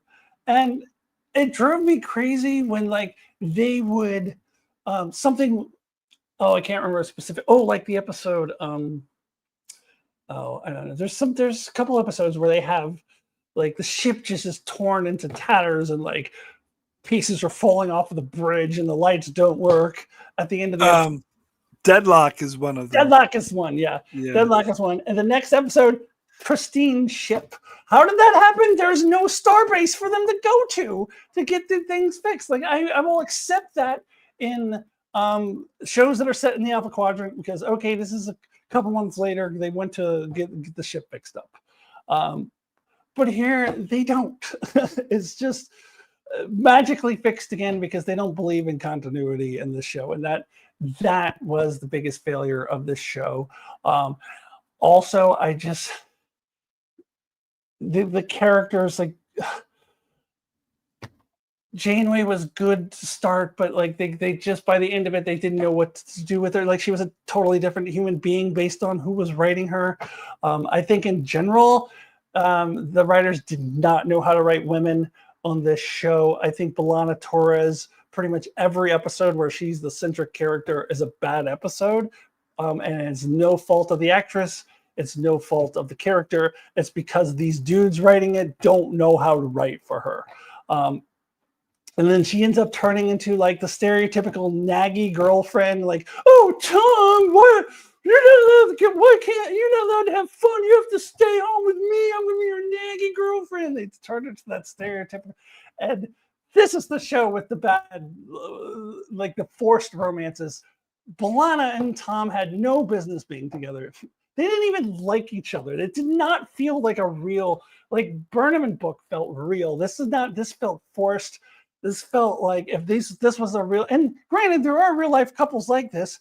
They usually get divorced because they don't work together. But this is fiction. This is them writing a couple like that, but presenting it as this is a real love, a real deep love that it is clearly not.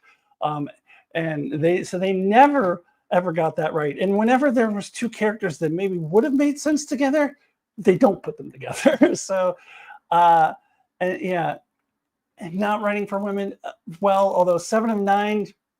The first couple of seasons she was in, they had some quality episodes for her. By the end of it, I mean, they just turn her into this walking soap opera, and all she cares about is trying to get a man or whatever. It's so stupid. And they way over glorified the Doctor in the 7th season, and just kind of ruined that character. Harry Kim never lived up to his full potential. His, like, basically his two characteristics was he will always be an ensign and he can never get the girl. And again, more, it's just, we're in the 90s now. The misogyny is more subtle, but it is still there. Great, you have a captain who's a female captain. That's a long ways from Turnabout Intruder, where women don't belong on the bridge.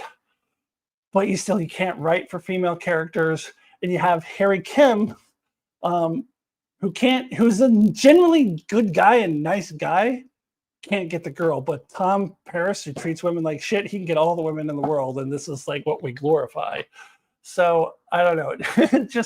I could just go on and on and on. And I feel like I've been talking for a long time, but Voyager, just with the characters, with the story, it had so much potential that it didn't live up to. That said, it has 2 episodes in my top 10 of all time. So there are two-parters, I should say, that make it into my top 10 of my top 100 of all time. And I believe there were 4 or 5 that made it into my top 25. So there are certain episodes that are among the best in all of Star Trek. There's no doubt about that. But they never were able to consistently deliver that for me. And the last couple seasons were just not very good for me. So there we go. Star Trek Voyager, our collective number 8. And that's fine with me because it is my actual number 8. So it is right where it's supposed to be for all of the reasons that you are saying right there. It is a show that had so much potential. But this is one of those, to me, where the crew dynamics really hurt their show. This was not a crew that meshed, or I mean, there may have been some ideas there, and I think the general concept of, female captain, the McKee's got to go on, they got to work together. This allows us to have our drama between characters that Roddenberry was so much kind of against, and they'd already been breaching a little bit in DS9. And yeah, we're far away. We're going to be of limited resources. We're going to be on our own. There's so much potential, and you can see all of that potential in the 2-part episode "Year of Hell" for Voyager, which I think was like what this series should have been over several years. Serialized, yeah, I think that's where serialized really would have worked much more. But yeah. I don't think the crew, your main cast, your main crew really meshes. The characters don't. There's a lot of really annoying. Tom Paris is kind of a pain in the ass and annoying for most of it, and I don't really care about him. Harry Kim is always Harry Kim. He doesn't really change a whole lot. Yes, I like personally when they added in 7 of 9 and we got some new things. And sure, the Doctor had some stuff, but you're right. There was so much character inconsistency in with the writing. I think that's where the show really suffered. It never gelled the way that its potential could have been. And I think because of that, it struggled a whole lot. And I can throw on some episodes and yeah, they're enjoyable. Certainly being more episodic is open up to that. And look, I just watched Equinox recently, which was it, the 6 2-parter or season 5 2-parter split over 5 to 6. Yeah, which had some interesting kind of ideals, but again, we run into a ship that's all beat up and is lost and has suffered and has really gone through things, and the first thing was like, wow, and your ship looks great for being out here for all these years, man, it's in excellent condition. And yeah, there are tons of YouTube channels and blogs and lists that will go through how many shuttlecraft and how many photon torpedoes that they went through over the whole series and how that's very unrealistic. I mean, yeah, it's a show, but also you made the choice to commit to this type of storyline. And yeah, you kind of walk away from it within a handful of episodes. You got to start bringing in old stuff and anything new. And it's just unfortunate. There was still Trek on, and it had some moments, but yeah, it's kind of the bottom of the legacy series for me. Yeah, at its best, it was really good, and at Janeway's best, she was really good. Yeah, like, this wasn't enough of that for me. But it was so variable. Yeah. So the reason why Voyager was in pristine condition with Equinox is because it was built with a lot of plot armor. That helped it.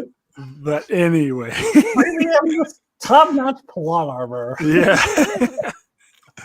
But so yeah, I mean, this was my number 5, so much higher up for me. I always knew that I liked the show more than you did, Alyssa. Even back when we were first watching it, I knew I was a bit more into it.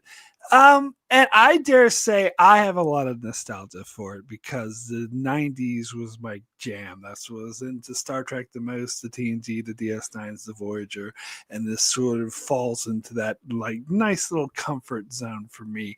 But I'm going through Voyager right now, and I just finished recording 2 videos where I was analyzing the show as a whole.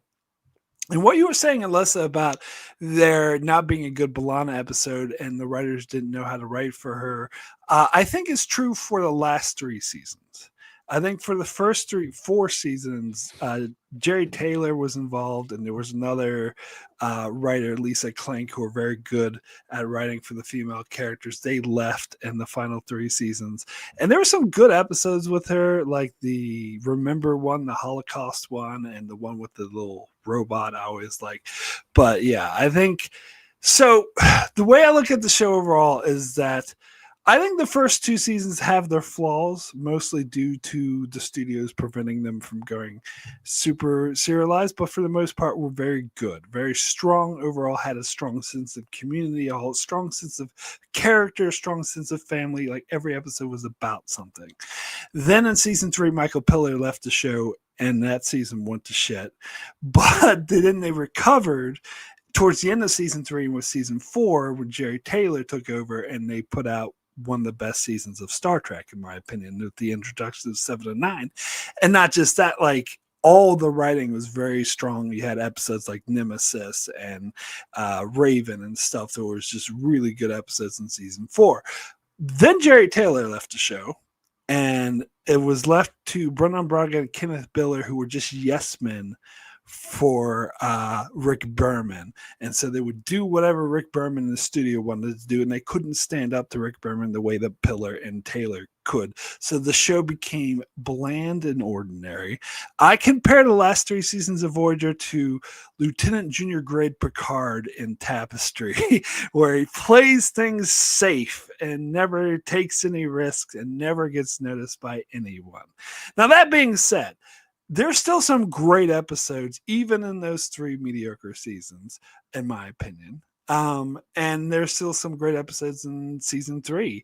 But I think so Voyager, I would say, has the most mediocrity.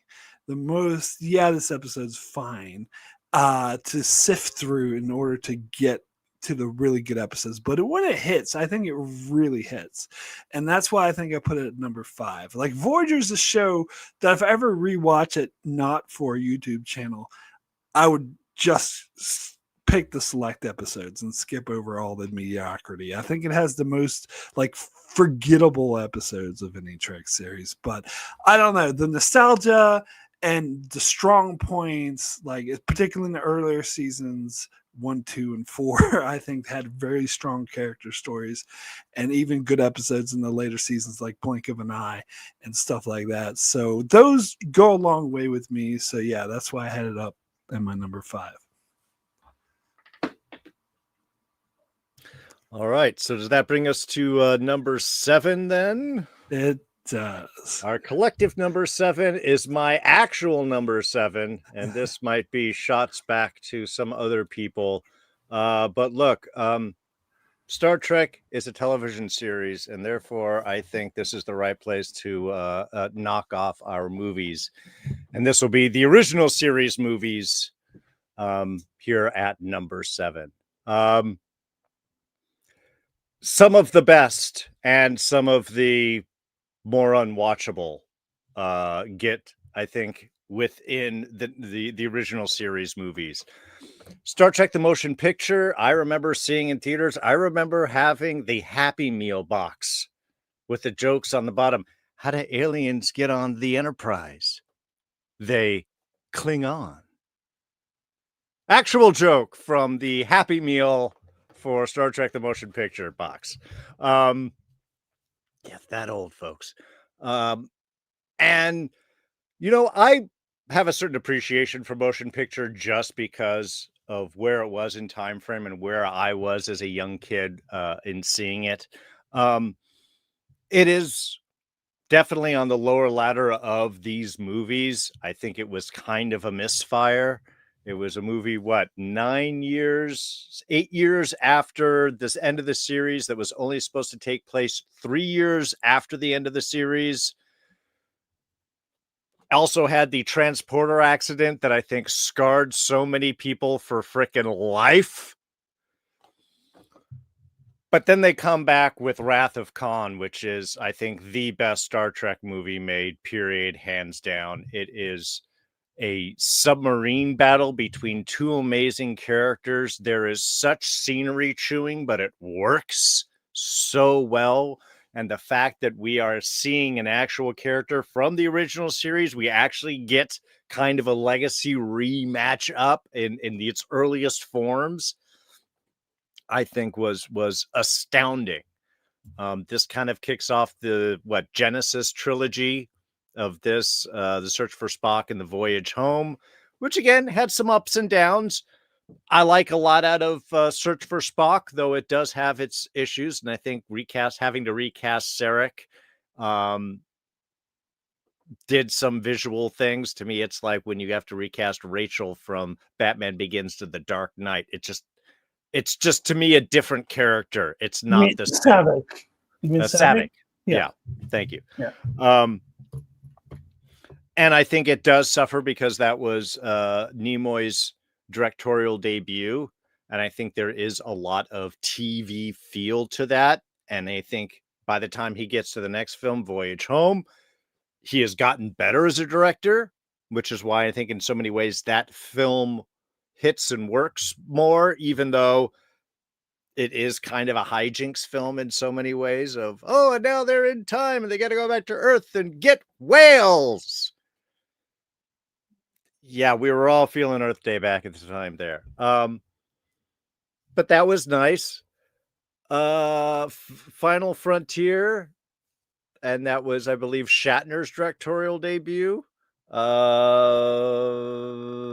Yeah, we can move past that, but The Voyage Home, or The Voyage Home, The Undiscovered Country, which really gives them a finale, I think, is also one of the top Trek films. I think it has a great feel. I think it pays off a lot of the character stuff that we have seen develop with Kirk and the crew over the films, and really give them a nice goodbye.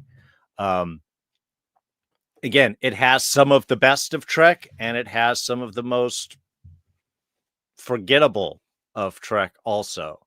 I think it's the only one that really works with bringing the characters forward, and I think that also works from a visual means, is that it is more advanced than the old series. So that technology changing as they're in the movie form, I think totally works. Also, I think the years intervening. Then when we get to the next generation, that's another 100 years forward. So that's going to have a different visual feel. And so I think that really works. When Next Generation then jumps to movies, that just feels weird. So I think it was able to find its own timeline, its own realm, its own technology that did not feel really desperate from the rest of Trek, but made itself work in the context. So yeah, overall, a lot of really great films, also some not so great ones. But I think the best of the movies, definitely as a grouping and certainly from the individual standpoint. Darrin, what does God need with the Star Trek? Sorry. So I want the dancing naked Uhura. Yeah. Okay. So this one hit harder for me. This was my number 3 on my list. Struck my top 3. Well, you took out my top number 3, enough. so fair enough. Yeah. Also original series base, so that's funny. It was also my number 3 as well. No. So Darrin and Torpedoing are number 3. Both all our 3s are down. Yeah, that's all good. So yeah, because this is the one exception. I think I do like the original series movies better than the original series show. I actually think they work better as movies. But then again, I do have a strong nostalgia bias, because this was my entry point into the Star Trek franchise. I used to watch Wrath of Khan and Search for Spock like almost on a daily basis when I was 12 years old. And it's what got me into Star Trek. And I think just as movies like this, particularly 2, 3, and 4, are some of my favorite movies, full stop, of all time, let alone sci-fi or Star Trek. Like, I just think these movies themselves are masterpieces. It's why I got into Star Trek in the first place. And yeah, I just think, yes, Star Trek 5 is absolutely horrendous, a piece of shit. But I think the other 4, that's the 2, 3, and 4, and 6, totally make up for that.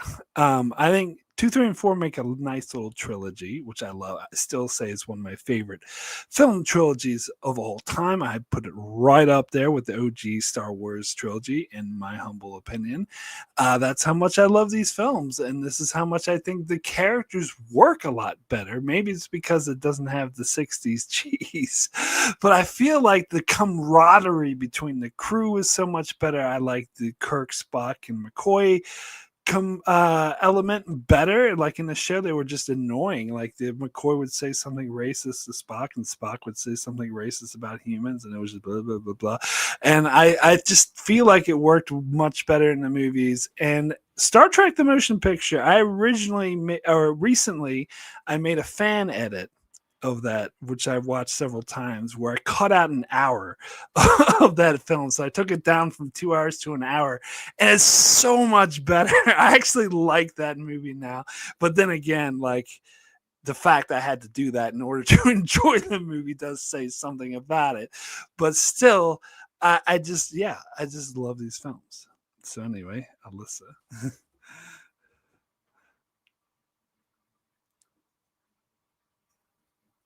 Oh, you're muted. Sorry, I'm muted. Yeah, I'm in the middle of typing a response to J. Kingman 99 about so Prodigy is better than Voyager, TOS, and the TNG movies. Well, I mean, Darrin wasn't ranking Prodigy, so we're right. It gave it an advantage. It gave it an advantage. That's what we said. Although, in my opinion, I do actually have Prodigy ranked higher than both Voyager and the TNG movies. So, in my opinion, yes, it is better than those two things. But we'll get to Prodigy when we get to it. But the original series movies, yes, my number 3 as well. As Don would say, shame on you, Darrin. Shame the shame. And this was my number 3, despite the fact that I think that Star Trek V, The Final Frontier, is the worst movie ever made in the Star Trek franchise, if you pretend Section 31 doesn't exist, like I like to do. We're not including it in this at all. So we can pretend Section 31. We don't know what you're talking about. That was a fever dream. See, I don't actually consider that a movie. I consider that a long trek, which is the only one, because I don't think they're ever going to do any more after that. Yeah. Technically, it's a streaming movie, but we're splitting hairs. Anyways, so I do consider The Final Frontier to be the worst Star Trek movie. Now, you've heard me ranting about all the J.J. Abrams and all of the Next Generation movies. I think it is a William Shatner vanity project where suddenly Captain Kirk is like the only hero who can save everybody, and like you can, when you watch it, you see that like McCoy and Spock are just like they're little minions like to the great Captain Kirk, because William Shatner is directing it. It's like a very egotistical project. Despite that fact, the other films are so good, especially that trilogy you talked about, Mark, the 2, 3, and 4. are so good. And I agree. I don't quite put it on the same level as the original Star Wars trilogy, but if you look at that as a trilogy, it is up there. It is one of the greatest trilogies of films ever done. And it really is a trilogy. They're all one continuous story between 2 and 4, but they're each their own individual film about their own individual thing. And what I feel the recurring theme in those 3 films in particular is a friendship, especially that of Kirk, Spock, and McCoy, and how meaningful their friendship has become to them in their older age. I actually do like the scenes in Star Trek 2 where they're kind of like pining about how old they are, even though I think they're in their 40s or something. Like, they're not that old, but like, it's just that the friendship and just how powerful that is, and in a way that I don't think the original series itself was ever able to quite accomplish, because I don't even know if Spock and McCoy were friends in the original series. I feel like they hated each other. They kind of were, yeah. Kind of, yeah, but I feel like the movies did a better job of like bringing that together. And one thing I have to mention whenever I mention these movies is the score. I'm a kid of the 80s, and I'm just of the opinion that film scores will never be the same as they were in the 80s when you had John Williams doing films, James Horner. The James Horner scores, especially of 2 and 3, which kind of are build off of each other. Some of the greatest film scores of all time, in my opinion. And that's part of like really a huge part of what gives me the feels when I watch these movies is the score and the film. Like it gets me every time. And then it gives you the nice emotional scenes, but then also like the battle scene in Star Trek 2, the just really tense, really excited, fits the moment perfectly. I just think that these movies are just so perfect in so many ways. And this is not even to mention the fact that Nicholas Myers saved the Star Trek franchise. After the motion picture, like Star Trek franchise was dead in the water. Gene Roddenberry was really good about he brought us to this show, and we will forever be thankful for him. But when he tried, he tried to take over things, and like he was the reason why season 2 Mark had all of those stupid like visiting Earth shows, and he was the genius behind Assignment Earth. Like, and then he did the motion picture, and everybody went. And then Nicholas Meyer comes in and literally saves the Star Trek franchise. There is no Next Generation, Deep Space Nine, Voyager, any of that without the Wrath of Khan. And literally, and him taking over and Roddenberry not having anything to do with it is really what saved the Star Trek franchise.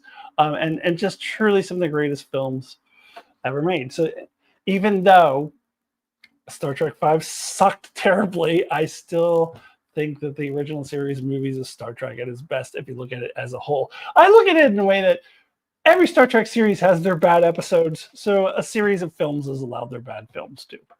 So that's how I look at it. So, yep, thanks for torpedoing. Number 7's not too bad, but I had it. Yeah, well, but it is. I mean, again, to me, it's one of those things where we are getting to the point is what am I going to throw on to more often? Yeah, you know, and I tend to see Star Trek more as a series thing than as a movie thing, though. Yeah, I mean, there is no discounting the impact of those films and just how damn freaking good that they are. Yeah.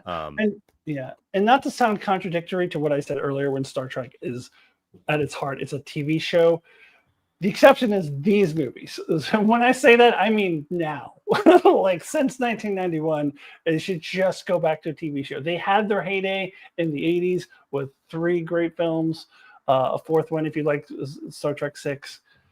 they had their heyday, but now we should move beyond that and just focus on TV. But these films at the time saved Star Trek. Sure. Oh yeah. No, I can't. And I can admit that I'm wrong, but now it's permanent, so I guess we all got to live with it. Oh, it's not.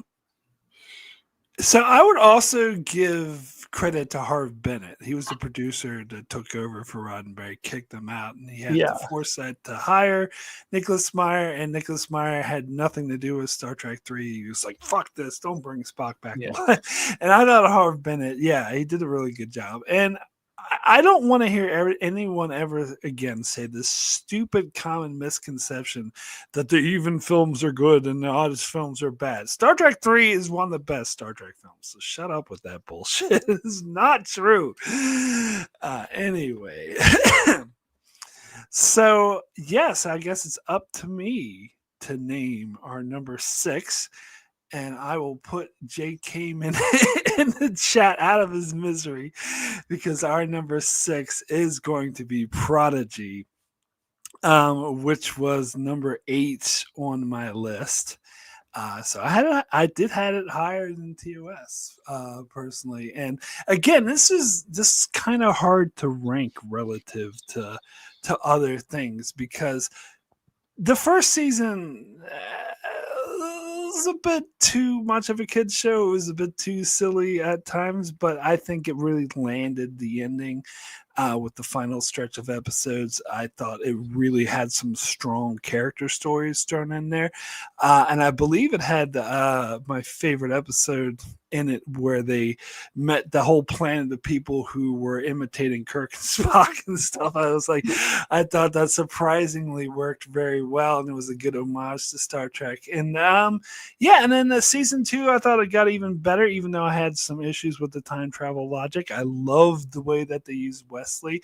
I think the character stories were strong. I like making Chakotay the grizzly old mentor figure. Like, they actually did Chakotay well. That's something the later seasons of Voyager couldn't do, but and make him useful. So and I'm disappointed that we're not getting more seasons of it because it does look like it's dead. Fucking Paramount. And now they're trying to act like they're trying to be like a Jedi mind trick. Prodigy doesn't exist. What Prodigy? And that kind of pisses me off because this is a good Star Trek show. I think it really works. And they're talking about trying to appeal to younger audiences. Like, this is their best effort at doing that. Not that bullshit Section 31 movie. That's a pile of garbage. It's not going to appeal to anyone. No, they should have invested more in this. But anyway, that's my bit on Prodigy. Yeah, so Prodigy does get an advantage for Darrin not ranking it all because it was what did you say, number 8? Yeah, my number 8. It was my number 9. So because Darrin is not ranking it, it slips up to all the way up to our collective number 6. But that's okay. That's totally fine. It was my number 9. I did have it one slot above Voyager, and that is my reasoning behind that was because Prodigy does a better job with Janeway and Chakotay than Voyager did at the end of its run. They didn't know what to do with those characters. As I said before, Janeway was whatever the writer wanted her to be in any given in the last 2 or 3 seasons. Anyway, she was good through the first 4. And then Chakotay was just shoved aside as a side character and given nothing to do. And then I feel that they did a better job with those characters in this show. And then throwing in, I mean, this is a little bit of a spoiler maybe for Darrin if you haven't watched all of season 2, but yeah, Mark already mentioned it, but throwing in Wesley Crusher into the mix. And I loved how they used him. I absolutely loved how they used him. So much better than his stupid appearance at the end of Picard season 2, where it's basically Will Wheaton playing himself. I was watching Picard season 2 and I'm like, is this the Ready Room? This is Will Wheaton being himself.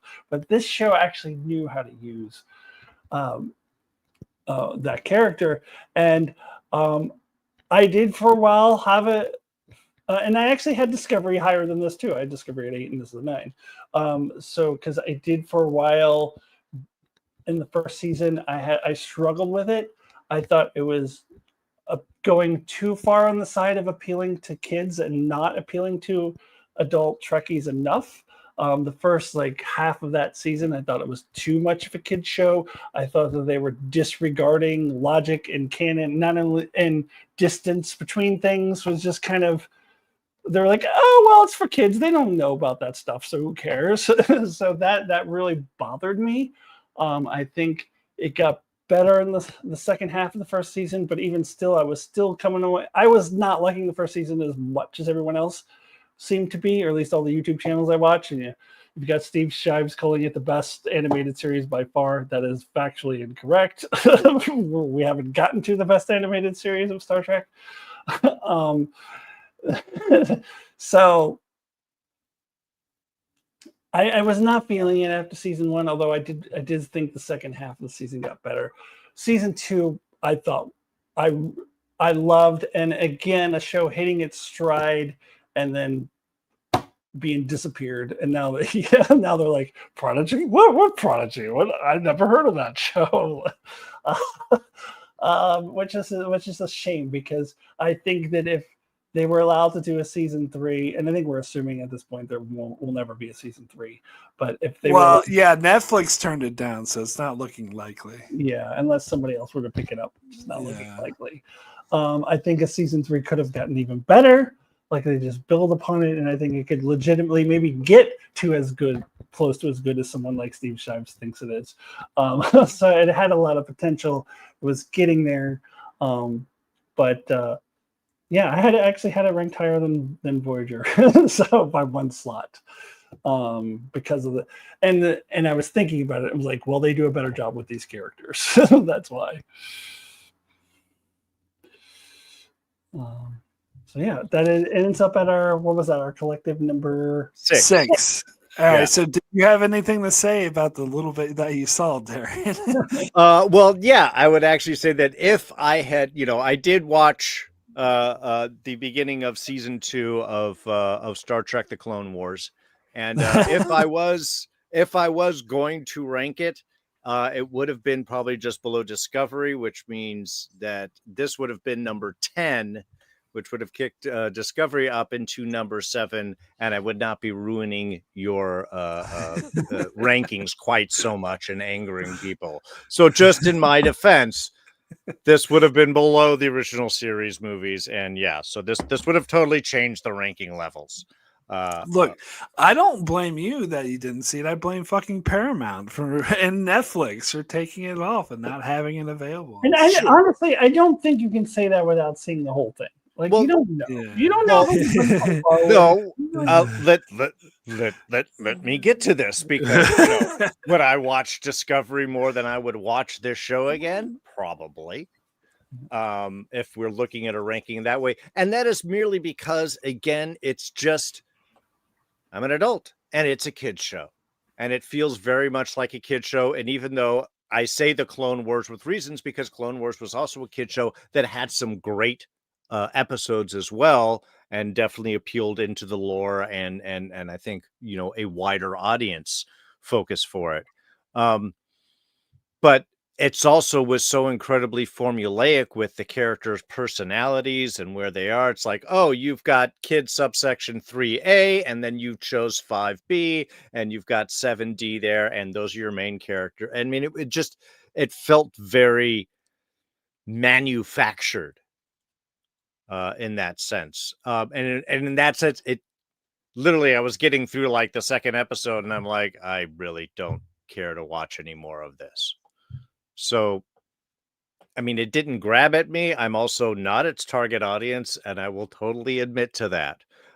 It's definitely got money. It's got quality. I can feel that there are people here that are putting effort and love into this show. But I would say that there are episodes of Discovery that I would throw on much more quickly than I would to try and want to jump back in and see more of what this has to offer. So. I think you need to watch the whole thing from the beginning. I know you can't. Yes. Right. If you ever had that, because I felt that way at first too. I was like, this is just a kid show. I'm not the target audience. But after 40 episodes, because they had 20 in each season, I'm like, No, actually, this show is speaking to me now. Like, it took me a while to get there. So Sure, which is again why I am not ranking it, because if I did, this is where I would probably have ended up throwing it, even if I'd gotten through. But it's unfair for me to do so because I haven't put in the time and effort to do that. So just again acknowledging, but this would have saved the original series movies. I'm also just throwing that out. No, that's why I gave the caveat at the start of the stream that it will affect things. But anyway, so I'm looking at a top 5, and it's an interesting top 5. So Alyssa, you're gonna kick off our number 5.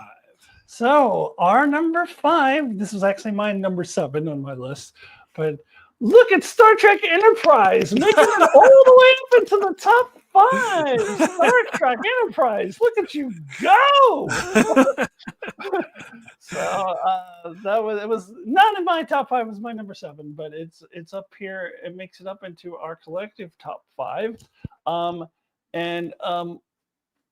So I did have this ranked above Voyager and Discovery and Prodigy, and largely on the strength of the 3rd season. And I think the 4th season is maybe I don't like it quite as much as other people do, but the 4th season does have some good stuff in it too. There's some really good stuff in the 4th season. Actually, I'm able to rank it this high, despite the fact that seasons 1 and 2 are absolutely abysmal. Just absolutely some of the worst Star Trek that you'll ever see. There's a couple of good episodes here and there in the first 2 seasons, but remember I used to call it the stretch of doom that was in season 2. I can't remember the episode numbers, Mark, but there's a section of... There's like 7 episodes, Yeah, 7 episodes in a row. They're just terrible. When I do my episode reviews, I'm going to call it the stretch of doom. It's just like one bad episode. Like when you're doing Enterprise rewatch, if you're watching it in chronological order, when you get to that part, it's just like, oh God, this is so, how can I do this? And then you get to the other side of it, I'm like, oh, thank God the stretch of doom is over. Now we're just back to mediocre episodes.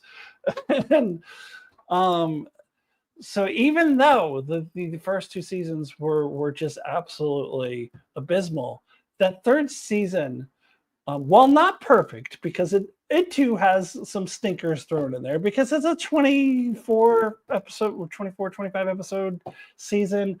When you do that many episodes in the season, you're bound to have a couple of losers. And so, of course, there are still a couple of losers thrown in there.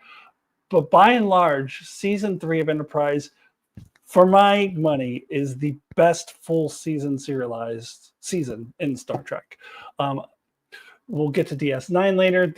They do some serialized chunks of season, but if you look at a season long arc, forgiving some of the stinkers that are dropped in there as well, from beginning to end, I think this is the best serialized season in Star Trek. This is right about when serialization was just starting to become popular. I think this season released slightly before Lost or around. Yeah, I think it was like 2 years before Lost. Okay, so a little bit. So that the early aughts, we're starting to see more serialized stuff pop up. 24 was going, Yeah, 24 was popular. So this is the peak of like, or the beginning of serialized television, really modern serialized television, and it's still the best. So I always have a lot of I give a lot of credit to Enterprise for that. I didn't, in my top 100, I didn't rank a lot of the individual episodes. I think the highest I went is number 20. I didn't get any of them in the top 10, just because I didn't have that history and nostalgia that I had with some of the other series, even Voyager. Even though I like Enterprise as a whole better than Voyager, some of the individual Voyager episodes I had more time to kind of sit with and exist with for a little bit, so I had them ranked higher. But as an overall series, I still like Enterprise better. And just kind of a little side note, I watched a interview with Mike Sussman, who's one of the writers. He's the one who's pitching this Star Trek United idea, which is, for those who don't know, he's pitching this idea of a President Archer show where he's the president of the Federation, because it was established in canon that he does become the president of the Federation later. And I heard him talking about it. I'm like, God, I actually really want this show to happen. But the more he talked about it, the more I'm like, that actually sounds really good. But I kind of doubt Skydance is going to let it happen, but who knows? And Archer is a character that evolved over time. He was not a very good character or a very good captain in the beginning, but I think that's season 3. Like he goes through it in season 3. Like he really goes through it, and they had some great story arcs for him. And they did what Voyager should have done with the episode Damage. Not only was that a great Archer story arc, but the ship got damaged and it stayed damaged. Like it was still damaged. It wasn't pristine in the next episode. Like I wanted Voyager to be that. If Voyager had been that, then I would have it ranked higher than I did. So that's why Enterprise a little bit higher. So the most underappreciated of all the legacy Trek shows. So good job, Enterprise, making it up into our top 5.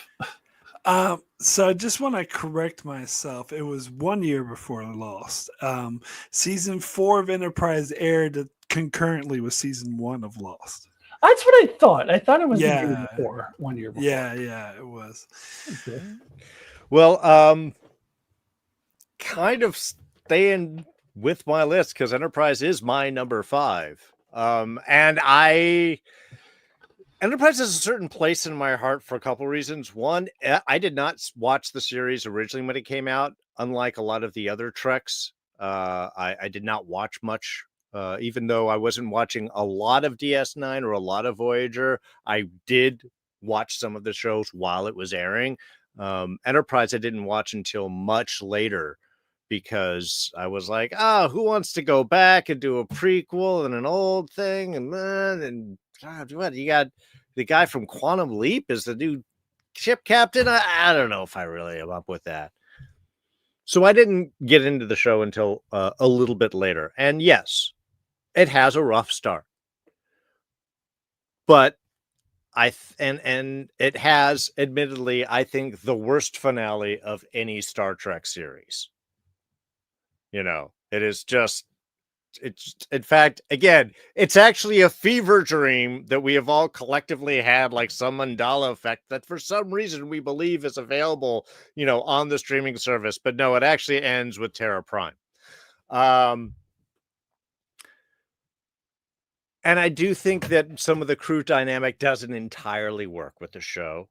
I'm not a huge fan of Reed, though. Dominic Keating he's a big star. He pops up at a lot of conventions and is big proactive, talking about Enterprise and stuff, and I got to appreciate that. But man, I love the NX. That Enterprise is my favorite design. It still feels like a submarine. It feels like a battleship. It feels kind of old. Like, you got to open you got to open the doors, and you still got to ring for the comm link, and nobody has little badges and stuff. And it's just a little grittier. It's a little realer. And man, it just looks great. So that kind of makes it a little more partial for me. And I will totally admit that I love the design of that Enterprise. But yeah, it also gets serialized Star Trek right, where it's episodic but serial. We have an overarching story, but each episode is really complete unto itself and has its own little arc, and you do get a great character change, and it does the things that Voyager should have done. So in many ways, I think it benefited from both the change in storylines that was going on with television at the time, and maybe having a little bit of freedom after the previous stuff to do kind of its own thing, to try a few different stuff. The fact that it's still technically part of the Legacy series, even though it is a prequel, I think totally works. One of the stuff that I have said time and time again with both Discovery and Strange New Worlds, even though I love Strange New Worlds and I love even the characters and stuff that they use, is but it's so different visually from what we are used to being in that time period. That was the one thing that TNG always did, I think, great when it did like flashbacks to the original series is, man, the holodeck, they're on that bridge. It's not like some reimagining. It is that kind of cheesy 60s look. And I think there is something quaint about that time period. The new slick stuff doesn't entirely pull off right. Which is why I think that it should just be in the current Legacy timeline of wherever the heck that is. I guess Lower Decks 2401, something like that. But I love the look of it. I love the feel. I love that you actually do get some great character stuff. And even though I have some problems with some of the characters, I think they do have some consistencies with their characters. And I think that they each also have some real interesting stories that they do play off. I actually like the T'Pol trip kind of, connection. I know that puts me off in rarefied air there that not many people do. And I don't totally like Trip as a character, but I do kind of like the dynamic and just doing something with that storyline. And again, doing something with T'Pol more than just putting her in slinky cat suits, I think, had some positive end to it. But yeah, am I a little prejudicial towards the Enterprise NX-01 and thus this series? Sure. But I think it also managed to overall do a lot of the things that some of the earlier series couldn't. And yeah, I would be totally up for a President Archer series. If we had to go through Picard, let's see what we can do with President Archer. Come on, I think we could step that one up. So, for the record, Darren, I'm sorry, but I have to say it. The finale of Enterprise was mediocre. It was fine. It wasn't that terrible. The worst series finale in all of Star Trek is Voyager's, which is the worst series finale of all time. It was so terrible. To be fair, they are competing pretty hard in my mind. I will admit that. To be fair to Darren, his opinion is the most popular opinion. Like most people will say. It will say that Enterprise is the worst. Just a little bit of side note before you go. In that interview with Mike Sussman, he was asked, like, would you, undo Trip's death? Would you say maybe that didn't really happen? He wouldn't directly answer the question. He said, I would find a way for Connor Trenier to be in the show. Yeah, that's all I can tell you. That's all I can tell you. This first scene is like the rumors of my death have been greatly exaggerated. Yeah, actually, I thought it was funny that Trip died because I never liked him. And I was like, he died, no one seemed to care. But anyways, that didn't bother me that much because they modeled him off of George W. Bush, I feel. And that always gave me, yes, always did not sit right with me. Exactly. But, I'm surprised no one said, it's been a long road getting from there. I was hoping we could just not even talk about that. No, we have to. No, but we need the funky beat that for the opener of the we are fighting for our survival. It's been a long road. And for the record, Mike Sussman also said he would have like a composed piece. Yes. Yeah. See, again, modern music and Star Trek, no bueno for me. But so with a button, you can skip the opening credits, and that's just magic. All right, Mark. So,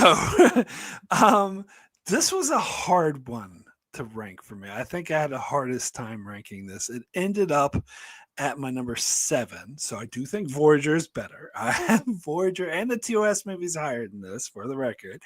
But it was kind of fluid between Prodigy, TOS, and this. Like the three of them were like hard for me to, and again, I could change my mind depending on my mood.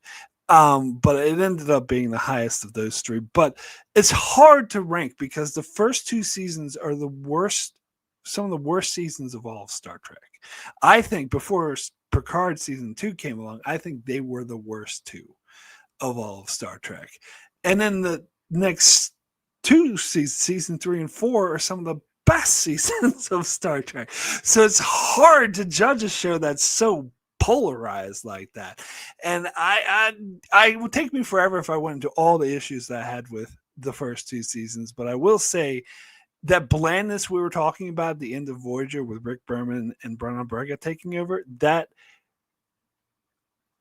got even worse in the first 2 seasons of Enterprise. And I think the whole premise of Enterprise pissed me off because we don't need a prequel, especially, the first humans in space. Like, that's not what Star Trek is about. Star Trek is just practically sci-fi fantasy. It's about weird, crazy shit and aliens with like shit on their foreheads. It's not supposed to be like an astronaut show. Like, so I was very much against that premise.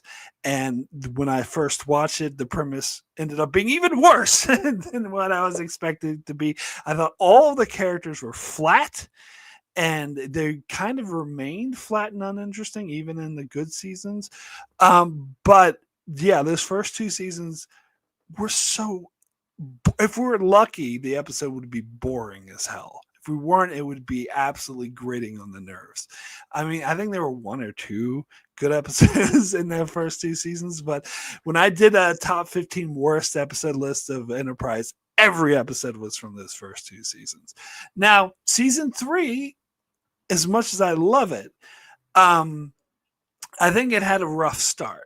It was kind of, and that's because Berman was still in charge. Once Manny Koto took over, that's when it really hit its stride. But I like the concept of it, and I think they hit the landing on that so hard. Like that last batch of episodes in season 3 of Enterprise, I do agree, is some of the best serialized storytelling that Star Trek has ever done.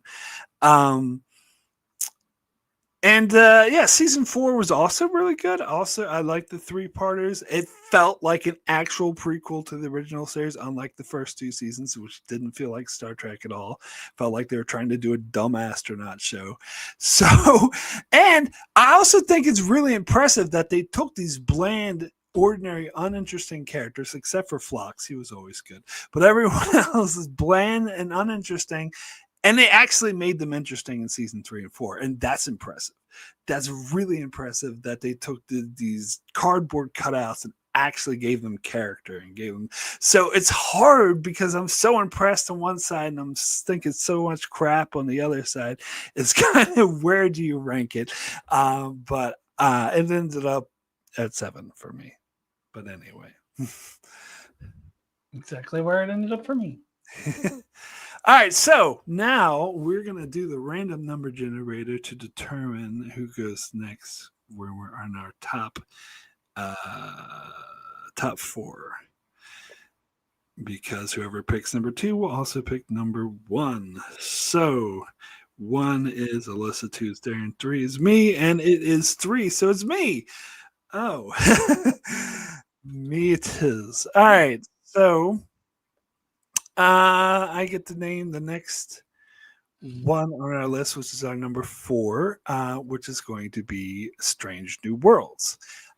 Next chronologically on my list, this was number 6, right after Enterprise and before Voyager for me. Strange New Worlds would have ranked ahead of Voyager before season 3 aired. Season 3 knocked it below, in my opinion, but it's still great. It still went up to number 6 for me. So I still think it's one of the best modern Trek shows. And as I was talking about, they hit the aesthetics right. Like Discovery did no fucking spinny camera, although, the preview for season 4 has some, but that's different. That was part of the ship movie. It's a different kind of spinning camera. Yeah, it's a different kind. Exactly. It's more like Darth Vader when he gets hit in the yeah, exactly. Yeah. And, spinning around. And just also they didn't have that like fast paced stuff. Let's say something. It was like felt more like the tone, the way TNG and Voyager felt like they actually had the characters sit and talk and have like dialogue based episodes and have strong characters, very strong characters. And that first season was like really, really strong. Like every episode was like hitting. I was like each week I was like so excited to see each episode. And then season 2 had the 2 crappy episodes, but the rest were really good and had some really, really strong episodes. And yeah, season 3 I wish was better.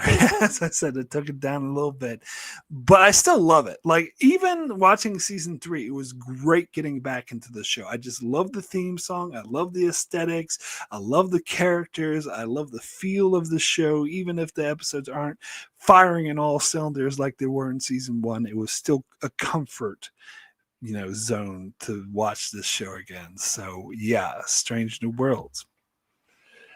This was a hard one for me to rank as well. It ended up in my number 6 as well. It was hard because season 3, and also it's not done yet. So again, like, where do you put it when we haven't seen the whole thing yet?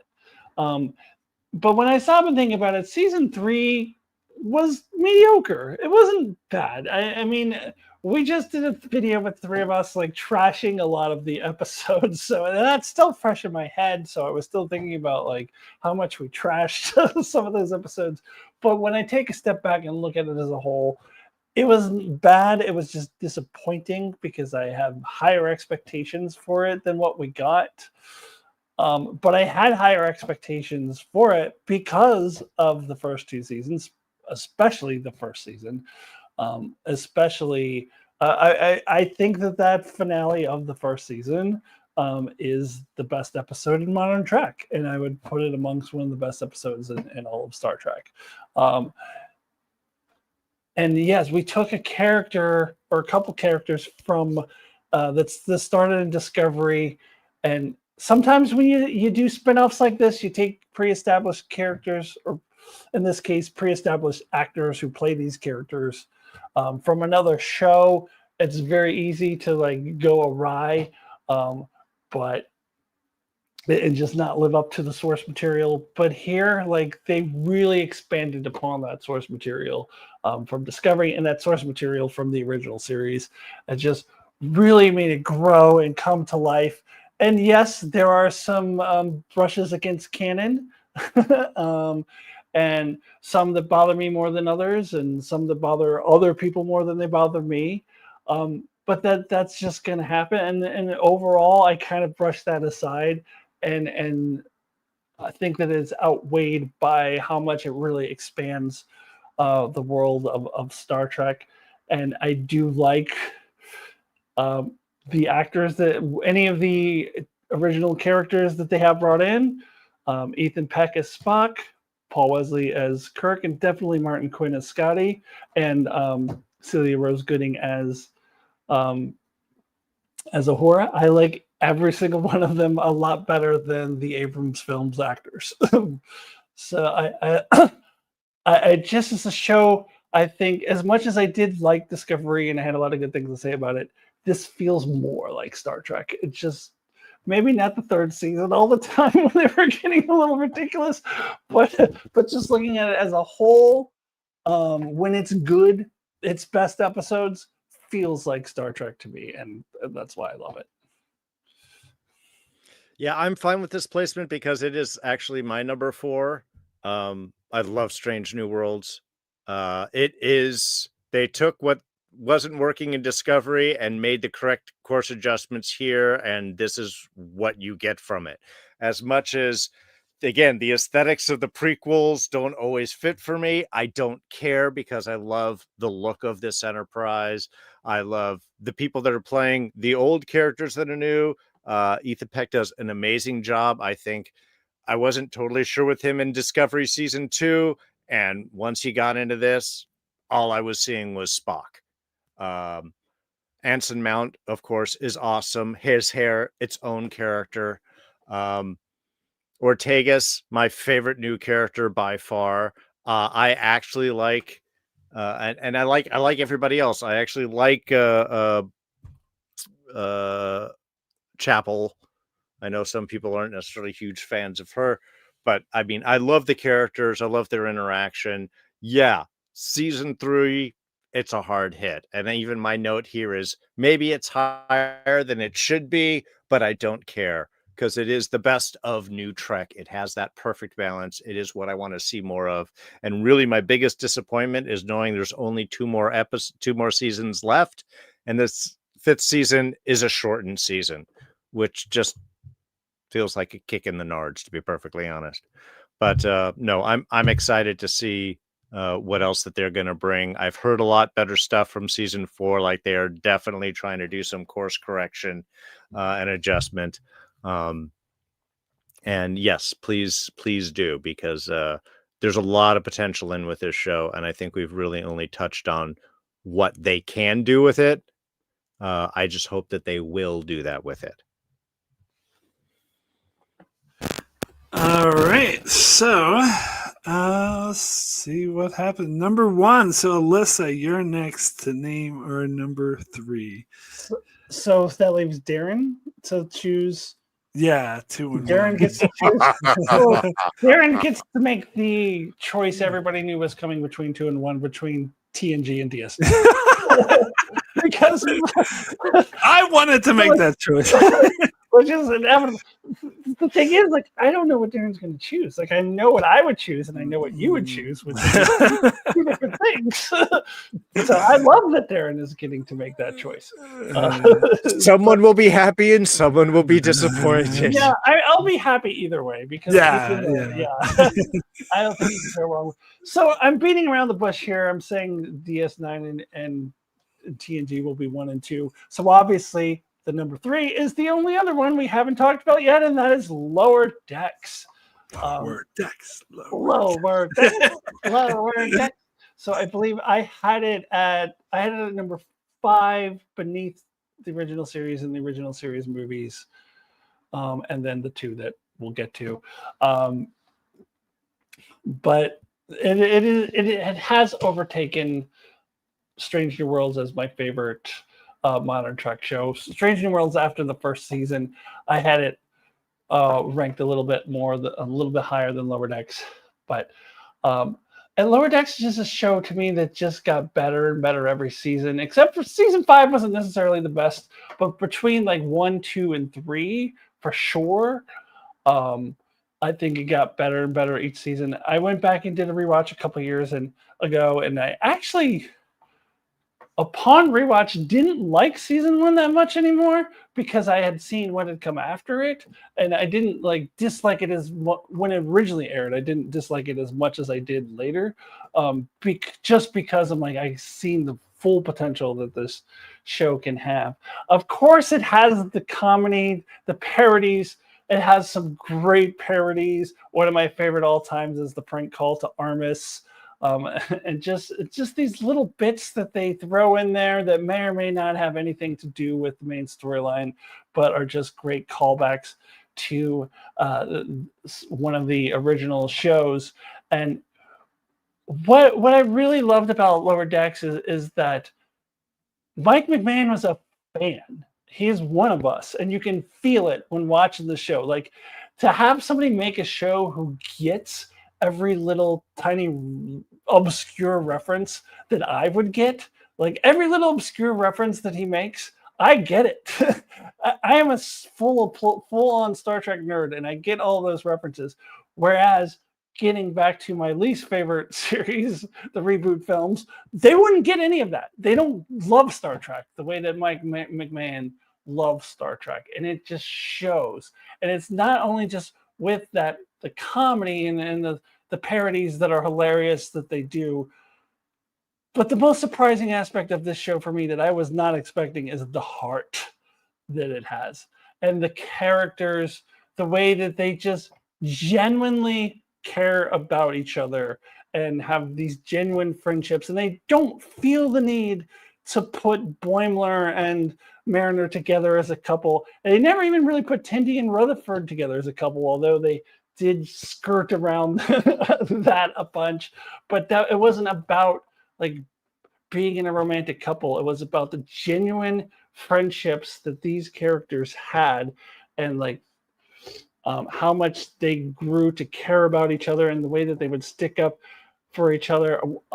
Case in point, one of my favorite scenes is in the Rutherford centric episode where he's in this psychic battle with his evil twin and or his past self really, and they're doing this like shuttlecraft race, and his past self is way better than him at this and way better at making a shuttlecraft, and Rutherford ends up winning because he has his friends with him. And it seems so cheesy, but it's like so I'm like, that's so sweet, even though it seems like so cheesy. It's the heart that this show has and the character development that this show has, which is shocking for an animated, like a ridiculous silly parody cartoon show, that they're able to have this kind of heart. So this is slightly higher than when I had it at number 5, but I'm not disappointed with the placement at number 3 in all of Star Trek. I'm really not. Yeah, this was my my number 6, which might seem high for someone like me who is not a big hijinks fan. And of course, yeah, this show is all hijinks. But it's also the best parody and love letter Star Trek, honestly, since Galaxy Quest, which I think was a perfect kind of parody. Something that somebody obviously loves a franchise so much, and they couldn't use that if they found a way to put all of their love masked as a different series. I think the great thing about Lower Decks is it has permission to actually be Star Trek and to really live within that universe. And again, not a big comedy person, not a big hijinks person. Not that I don't appreciate or love those, but they're generally just not the shows that I will watch given options, unless it's Avatar: The Last Airbender, which is one of the greatest animation series of all times. But this, I mean, you can't, even if it's not your thing, you have to respect what it does. And you're right. Like most of these shows, the first season, second season, they get a little rough. It takes a while to kind of get the characters and really get your magic together. And by the end, I think that this was just hitting on all cylinders. It was always enjoyable. You're right. A lot of heart. And even if it was like, I don't know if I want to deal with this, they would still find some way to make it interesting, to zig instead of a zag, to throw some fun little reference in that you're just like, oh my God, I remember that episode or that thing or that person. Or, you know, again, you're able to see characters from the animated series, which you would never see anywhere else, but it can show up and be referenced in a Lower Decks episode. It's just, it is just overflowing with love and appreciation for the world, for the series, for the characters, and coming at it from the fun question of, we're always seeing the people on the bridge. What's everybody else doing on the ship? And yet, even if they're on some crap little California class, lower, you know, of the range starships, even the Cerritos can earn its own Enterprise-like reputation with characters from the Lower Decks. So, I mean, yeah, it is all love of Star Trek, and I think it deserves to be about this place. All right, so I had this at my number 4, so number 3 is not that far off. Yeah, I love this show. I just recently, came to determination this was my favorite modern Trek show. And I'm currently rewatching it at the moment. Almost the end of season 4, and I'm sort of realizing that season 4 is my favorite season of the show. I think it's really, really good. The way, so it does something that no other Star Trek series could do, and that's crack comedy. Because most comedic episodes of TNG, DS9, and others, especially Enterprise, like suck. Even World. Yes, Strange New Worlds, exactly. They should stop trying to do comedy, unless they have the lower deck characters on. Yes, but yeah, they managed to crack comedy, and they managed to get that combination of comedy and heart, as you were saying, Alyssa, and just interesting Star Trek. Like, I think it's a really tightrope to parody Star Trek while being Star Trek at the same time. And I think sometimes they don't quite get it right, but more often than not, like, they nail it. And that's actually really impressive that they managed to do that. And they managed to have, like, Mariner is like a smart ass and can make a lot of funny jokes, but she has an amazing character arc throughout the show that's like really impressive. Even Boimler, at first he was just a dumb kiss ass, but they gave him a really interesting character arc as well. So yeah, what I look for most in shows is good characters, and this totally delivered 100% while honoring Star Trek and making light of it and being funny at the same time. So yeah, I think it's one of my favorite comedy shows of all time. So yeah, what came to mind to me as you were talking is an episode we talked about recently, which is the Adventure Hour or whatever, and yeah. where they had the kind of parody of Star Trek at the beginning of the episode, and it wasn't a love letter to Star Trek. I think you said it was actively kind of mean spirited is what I said. Yeah, mean spirited. But so Lower Decks gets that right. Like, it is a love letter to Star Trek, and I love how you put it, that it is parodying Star Trek while being Star Trek. And that's a really hard thing to pull off, and they do. Yeah, and they call out all the Star Trek tropes, all the cliches that Star Trek uses all the time in a very funny way, and without being mean-spirited, without being disrespectful. And that's just really impressive. Like, I just watched that Caves episode, and I never realized how many freaking cave episodes there were. Why does all these caves look exactly the same?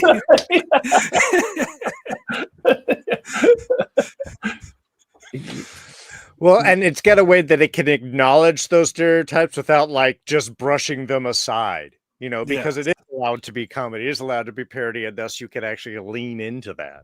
Yeah. No, and I know I always like this one better than you, but I always like the trial episode in the first season, where they're just do a perfect parody of trial episodes. Because every trope that they use is from every trial episode you've ever seen, but really they're just throwing a party. And so yeah, Lower Decks is kind of genius when it's at its best. And even though I like season 4 better than season 5, I think they did land the ending. I think it did what few Star Trek shows do, and actually have a good ending and a good finale. Yeah. That they all died, though, was just so surprising. You still haven't seen it yet? Still, no, I was holding out. Like, are we going to push to try again? I'm like, no, I'm going to hold on. Yeah. All right, so I guess it comes down to talk about who's number 2 and who's number 1. A big choice. So we start with the number 2 and talk about number 2, and then we'll get into number. This is definitely one that grew on me more and more over the years, and had, surprisingly, early on, one of the best episodes of Star Trek got into an actual semi-arc series and ended with, I think something that I found, maybe not the most satisfying, but arced, I think, properly for the story that it was setting up. And I think that it was able to breach a lot of ground that Trek had not been able to breach before. So obviously I'm talking about Star Trek Deep Space Nine. which I knew it. I knew he was. yeah. We'll get into the reasons of why it's 2 and not 1 for me personally. But I mean, again, you're still talking about certainly above the original series on my list. It is something that was actually able to take a lot of the basis that the original series did, that the Next Generation built upon, and then able to actually go into different directions, do darker storylines, tell edgier little tales, actually start to get into a little bit more serialized sections, have the entire Dominion War go on, where you could actually really mix around the Alpha Quadrant and what the political structures were, especially, maybe it was a little restricted on the first couple of seasons when it was overlaying with Next Generation. But I think after Next Generation went off and DS9 was really able to breathe on its own, I think they really had the freedom to go into some, really cutting edge storylines and really new territory for Trek. Quark, becomes a fan favorite character. Odo was awesome. I think, again, that dynamic you have between your lead characters is really iffy. And they may have stumbled a little bit, but I think they were actually able to refine their fitting with their choice of characters and actually build on it and make something interesting. I didn't care about Bashir going early on, but as the seasons grew on and I got to they really built on his character. I love doing that. His back and forth with Garrick was amazing. I loved Garrick as the spy tailor that's there. Very over the top, but also very devious and very honest in the same way. It's like, I told you that I was going to kill this person and you didn't believe me. It's very much a Garrick type kind of thing.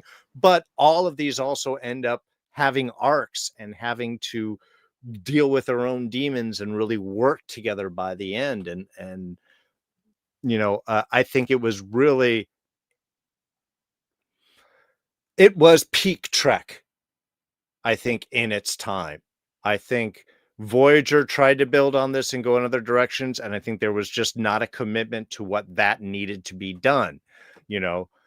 Enterprise, also rough start, and when they finally were like, well, let's do what Voyager should have done and pulled off, they were able to really make that happen. But I think as an overall arc of really breaching new territory and showing that Trek could be more than just the Starship Enterprise, I think that was probably its biggest impact on all of Trek. Is without DS9 succeeding, you wouldn't have Voyager, because they'd still be like, well, no, we got to do another Enterprise thing.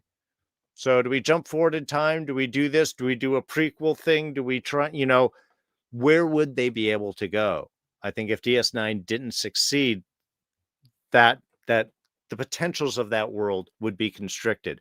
Because DS9 was able to do so much, I think it really showed that Star Trek was a universe and not just a starship.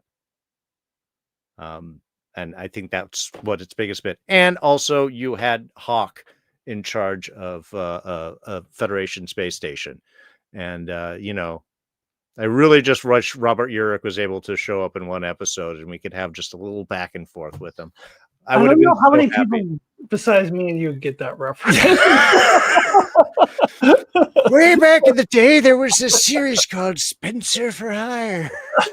Yeah, I heard of that from Avery Brooks, like looking it up. Yeah, online. no, I remember. And then he looked like, eventually he made himself look like Hawk because shaved head, and I'm like, that's more what I remember him. Yeah, the Cisco you think of is Hawk, the one when he had hair and clean shaven that everyone's like, no, that he didn't look good enough. Yeah, that was the attempt to do something other than Hawk.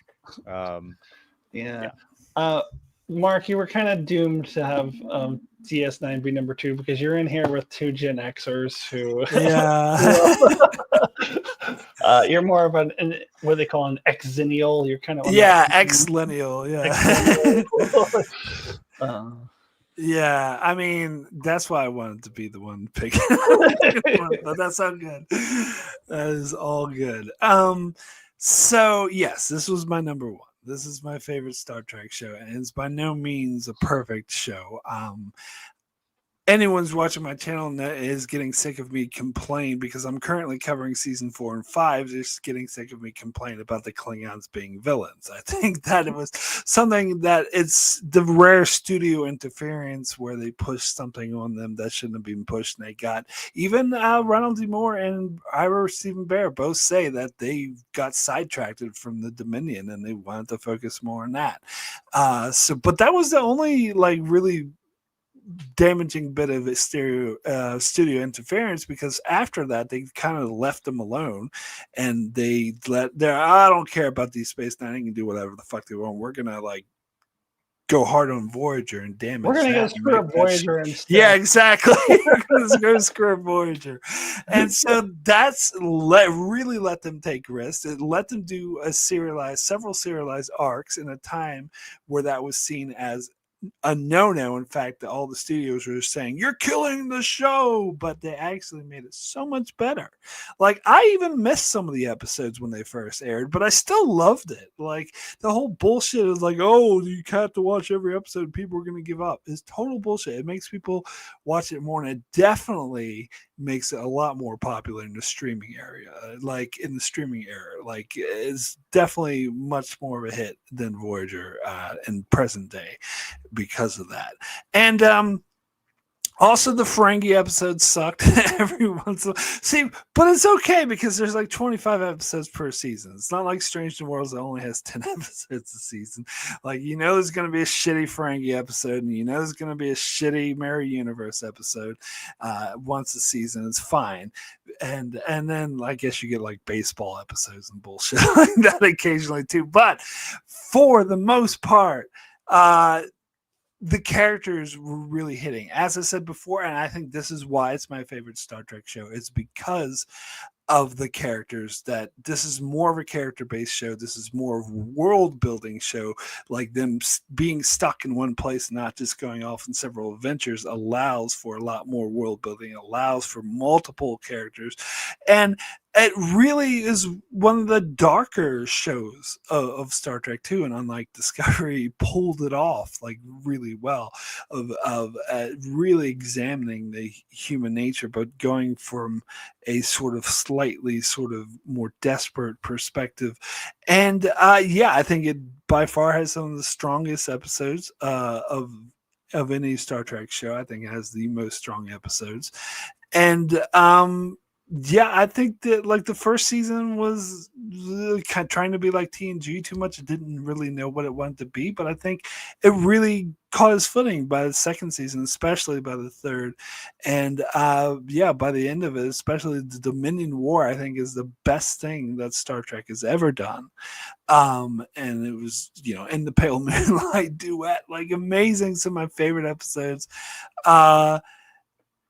And yeah, just really strong characters and recurring characters. And also, I love that it is not just about Starfleet officers. It's all these different aliens and different cultures, and explores them a lot more than TNG did. But anyway, so that's my piece. Yeah, and I also remember reading about this in the TV guide before it came on. And with this, I was like, back in my day when we read the TV guide and learn about our shows that were coming on. I do remember that too. I do remember doing that too. But whereas I said Voyager is, oh, that sounds really cool and interesting, and then I ended up being disappointed because it didn't live up to my expectations.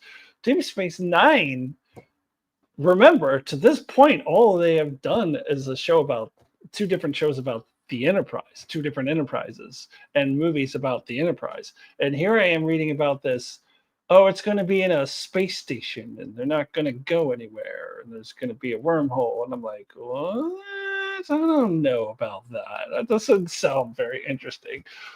But it was so good. What I really ended up appreciating about it, especially even in the earlier seasons before they really go off into the Dominion stuff, is it actually really paid off to let's just focus on this one planet and the conflicts that they had with this other race, the Cardassians. We're going to focus in on Bajor, dive deep into their culture, into their religion, to their belief system, and show different people in this culture. And we're really going to just focus in on that and how that conflicts with this, basically this race that had oppressed them, the Cardassians, and how that all works together. And we're really going to spend a lot of time on that rather than, the adventure of the week where we're going to meet a different race every week. And they still were able to introduce other races into it.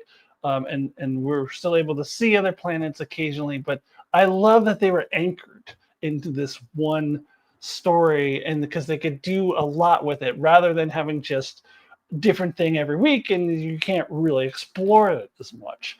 And then you get into the later seasons, they bring in the Dominion in, and I love that you could tell that Deep Space Nine was growing and evolving, and it was very breathable. Like I doubt they decided in episode 1, oh, we're gonna have this thing called the Dominion come in here. Like I think that is something. I mean, they may have had the inkling of that idea possibly, but I don't think they would have ever had what it became. And that it was able to grow and evolve organically, except for, as you say, in season 4 when the studio interfered and they had to throw the Klingons in there. That's kind of derailed it a little bit. And then I didn't love at first them throwing Worf in there too, because it definitely felt like a ratings grab. Like, oh, this is a familiar character. We're just going to kind of throw him in to this other show. And I don't think it really worked for me at first, but I think over time, Worf starts to fit more and more into the show. He has a naturally developing relationship with Jadzia that worked. I think his dynamics and his friendship with Sisko worked. So eventually he does kind of become a part of the show, even though at first I'm like, oh, the studio is just throwing in the character from the other show. So even with kind of the sidetrack with season 4 and season 5, they are really able to get back into what makes the show great. And the commentary of the show works so well because it isn't always black and white. It does make you think a lot. And I think one of my favorite scenes at the end of the show, in the finale, that I think really speaks volumes for what the show is about for me, is they win the war. And they were like, yay, we won the war. And General Martok was like, oh, because all they've been talking about, we're going to have blood wine together once this war is over. And then in the end, Sisko and the Admiral pour their cups of blood wine because however many thousands of Cardassians had just been slaughtered. A genocide occurred. It's like, this isn't a win. There's real people who have been. I thought that was really powerful. And that is not something that I think really was Star Trek was, or places that Star Trek was ever able to go before. Deep Space Nine dared to go places story-wise that no other Star Trek show was ever allowed to do before. But like you said, the assholes all went to Voyager to go mess with that show and let the creative forces behind Deep Space Nine make it a good show. Like we're able to explore humanity in ways that Star Trek shows hadn't been allowed to do before because it was too much against Roddenberry's vision. And there are still people today who think that it's against Roddenberry's vision, but it actually enhanced Roddenberry's original vision of a peaceful anti-war society. And it shows that, like, even just because it's this peaceful euphoria, it doesn't mean like everything is perfect and happy all in every corner of the galaxy. So yeah, I don't know. Deep Space Nine was just a really powerful show. It didn't quite make it to my number 1 because of nostalgia. Let's just put it. It's again, you're in here with a couple Gen Xers, and like, so it's all about the nostalgia.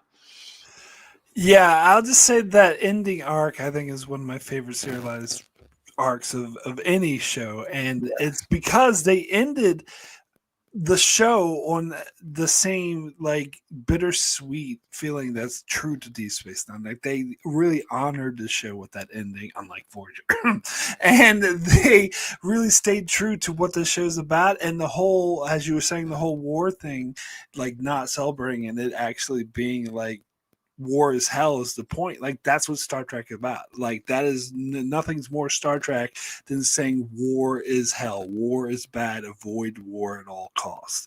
And so I love that they didn't, because a lesser show might be like, yay, we win, we're the bad guys, we beat them as victory, but not Deep Space Nine. It was staying true to Star Trek, saying like, no, war is not something to be celebrated.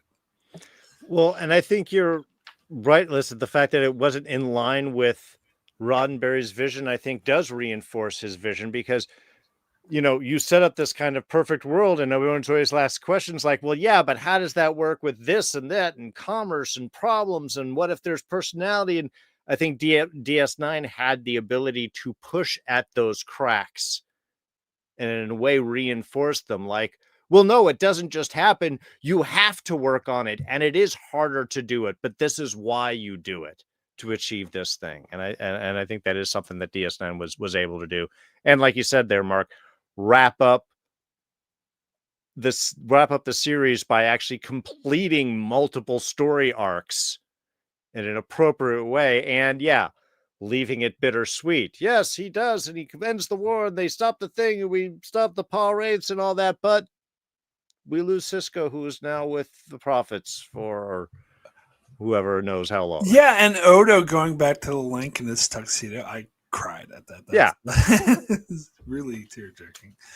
But it's not number one for a lot of reasons. Yeah. Okay, Darrin. And I think you're right. Nostalgia is, well, look, why DS9 did show that Star Trek could be more than just the Enterprise. The Next Generation showed us that Star Trek could be more than just Spock, McCoy, and Kirk.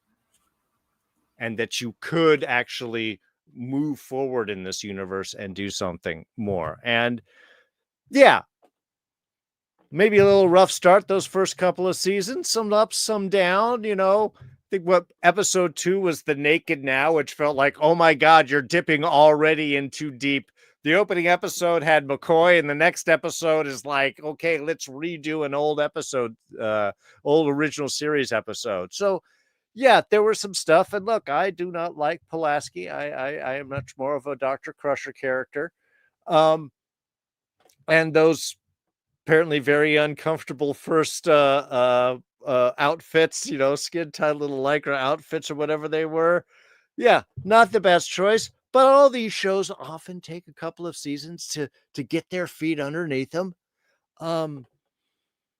And this showed a character that was very much not a Kirk now in charge of the Enterprise, something that's less going into the Old West and more of we're focused on diplomacy and real talking and coordinating with each other, building on top of what Star Trek really was, and like, how would that mean in a larger capacity, in a larger world, in a larger universe?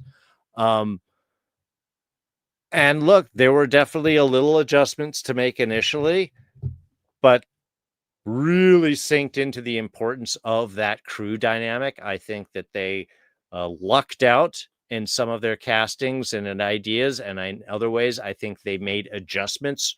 Early Riker, kind of annoying, but he found his stride, you know. Counselor Troy had no idea what the heck she was doing there for most of it, but she found a spot. Geordi, yeah, make him the chief engineer. He's not flying the ship. Much better area for them.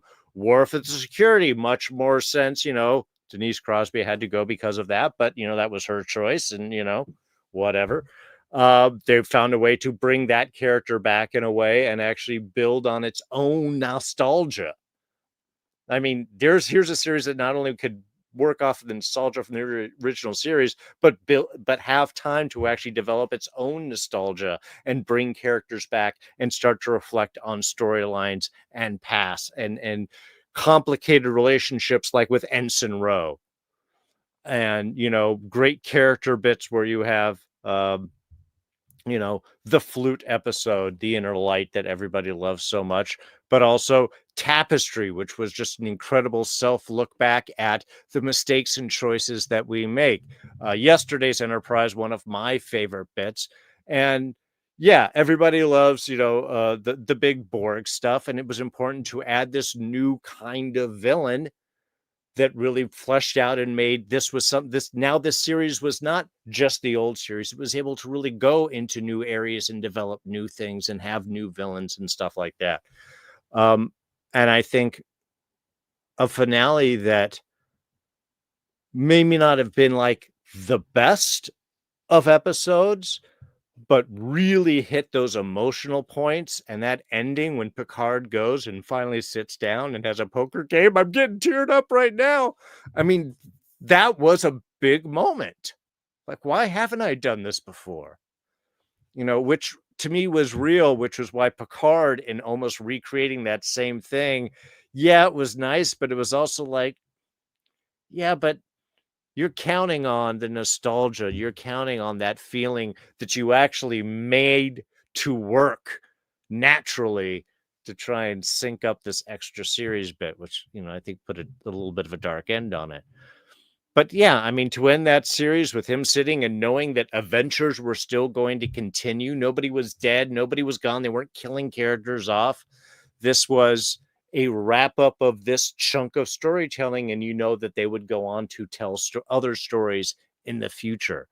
I think with all of that, it was really able to allow the world to move forward, to tell some amazingly powerful storylines that honestly resonate today so very well, and you know, just touch on stuff that we're still grappling with as a society now.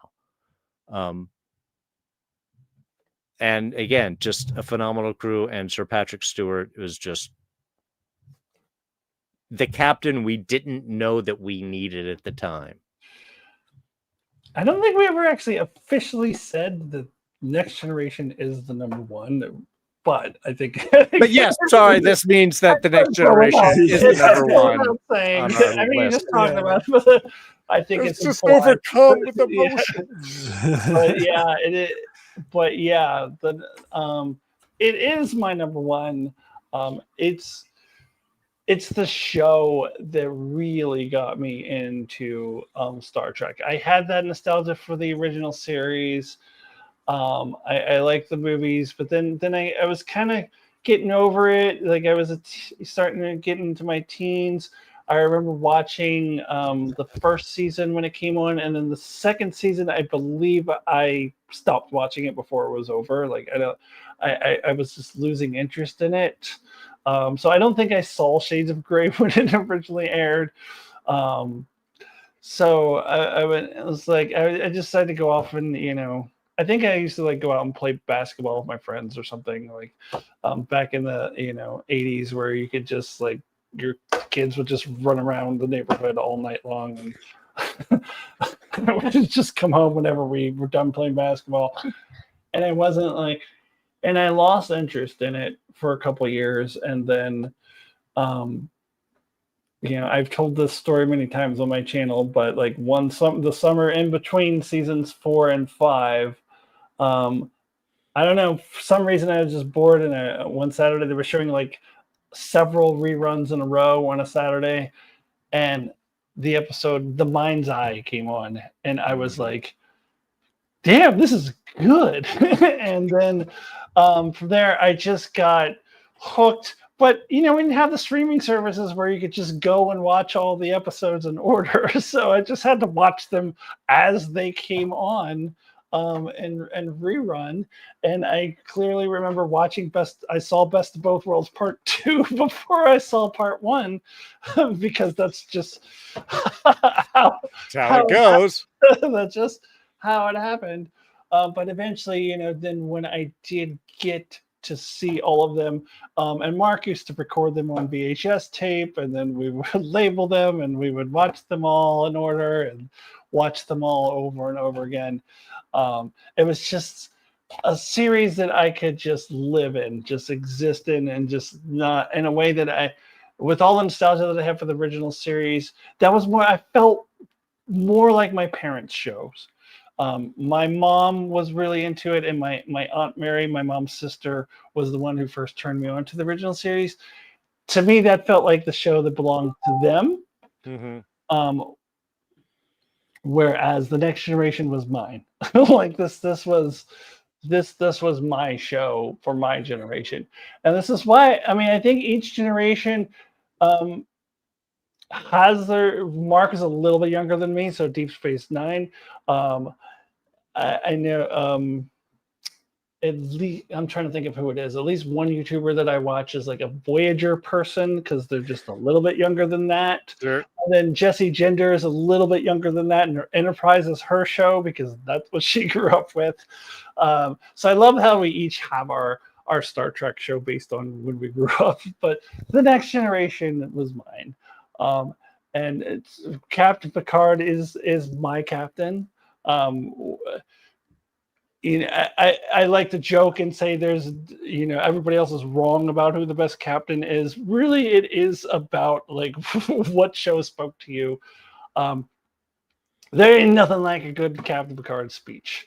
Like nobody else could give the speeches the way that Captain Picard could. And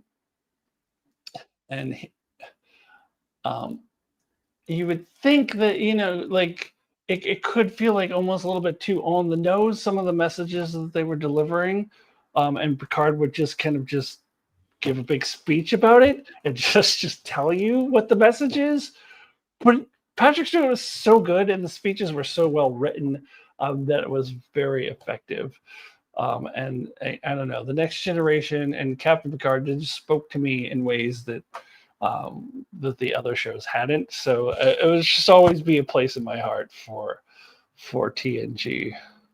Oh, look, I was so motivated by Captain Picard that I actually saw Patrick Stewart do his one-man show here in Pasadena years and years and years ago called Uneasy Lies the Head, where he just talked about like his Shakespeare days and did little bits and you know character bits and monologues and things like that.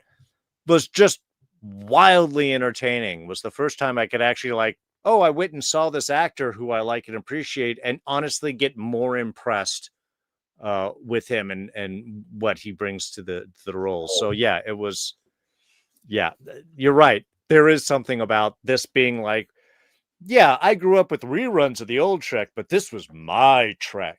And I think that does become, you know, make a big impact on us. So in the chat, Brandon was saying Picard was my captain too, although I still think DS9 has more clout, and I agree with that. I agree, Picard is the best captain, but I don't know, the main reason why, again, TNG obviously was my number 2, so I knew that number 2 and 1 would come down to TNG and DS9. Yeah. And the reason why I would put DS9 slightly higher than TNG is because I feel like TNG relied a bit too much on like the technobabble and the strange anomaly thingies, and DS9 was a bit more character based. But that being said, it's only like a slight little thing. Also, the first 2 seasons of TNG, were like really bad. But the thing is, and this is why I think TNG is like far superior to Enterprise. Even if Enterprise got 7 seasons and they had 5 great seasons like TNG did, it's still TNG would be way better because the thing is that Enterprise had uninteresting characters and a bad premise. TNG had interesting characters, and they would shine through even in those first 2 seasons. And then you were talking before about Nicholas Meyer saving the franchise. Michael Pillard did as well. When he came in season 3 and actually made the show good and turned it around, like if he never showed up, TNG would not last 7 seasons. Star Trek 6 never would have been made, and definitely no other spinoff shows. The franchise would have died right there.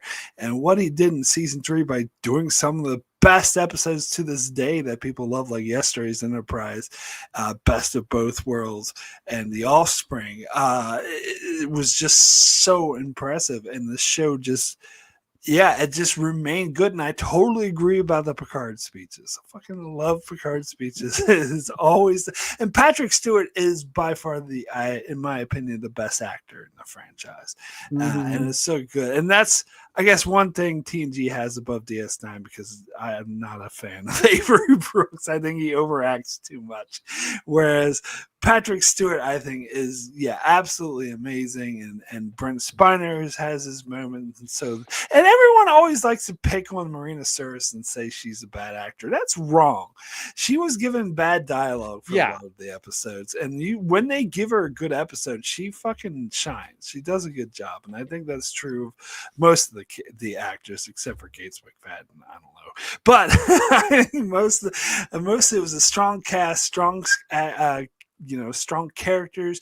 And the thing is, you definitely felt that sense of family, that camaraderie between the main crew, and it felt like family. I heard someone else saying, oh, TNG never had that sense of family. Like, what show did you watch? Like, I really got that, especially sat down to do the poker games and go on the holodeck and shit. Like, there was definitely a strong camaraderie there, and strong character base, really powerful commentary, and it was more of, and I can see why some people like it better in DS9, because it was more of the adventure. It was more of exploring space and seeing different aliens. And that's that. I think could see some people, especially if they grew up with the original series in TNG, would think that would be lacking in DS9. But I personally, the world building makes up for it for me. But anyway, still an amazing show. Absolutely love it. Yeah, as far as like the crew being like a family, I think that show really kind of set my expectations for every Star Trek show that came after it. I look, and modern Trek, I think that Lower Decks and Strange New Worlds were able to get that right. And I always compare it to TNG because they really set the standard on that. Whereas Discovery, sure, some of the main characters got it, but they had all those bridge characters that just like had no personalities, and they were supposed to be main characters, but they just, I didn't know anything about them. And then I think it was season 3 where they just had them say these random facts about themselves or in Discovery, and like that doesn't make me get to know them. Or maybe it was season 4, I don't remember, but TNG like really set that standard that we have these 7 characters. They're all well developed. They all have this. You can feel the bond and the connection that they have with each other. And whereas in the original series, it was Kirk, Spock, and McCoy, and then everybody else. TNG was the first true ensemble cast. Yeah, I don't think they got the original series ensemble until the movies. Yeah, which I think was one of the points you guys had made of why those work kind of so well. Yeah.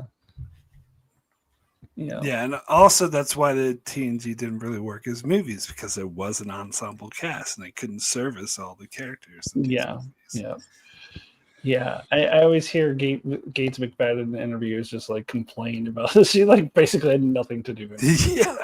He was barely in them. I just run in and use a hypo spray and then leave. Yeah. All right, so let's go ahead and wrap things up. I'll do a recap of our definitive list. So number 14 was the Kelvin-verse movies. Number 13 was Star Trek Picard. And number 12, the animated series. Number 11, the TNG movies. Number 10 was Discovery. Number 9 was the original series. Number 8 was Voyager. Number 7 was the TOS movies. Number 6 is Prodigy. Number 5 is Enterprise. Number 4 is Strange New Worlds. Number 3 is Lower Decks. And number 2 is DS9. And number 1 is The Next Generation.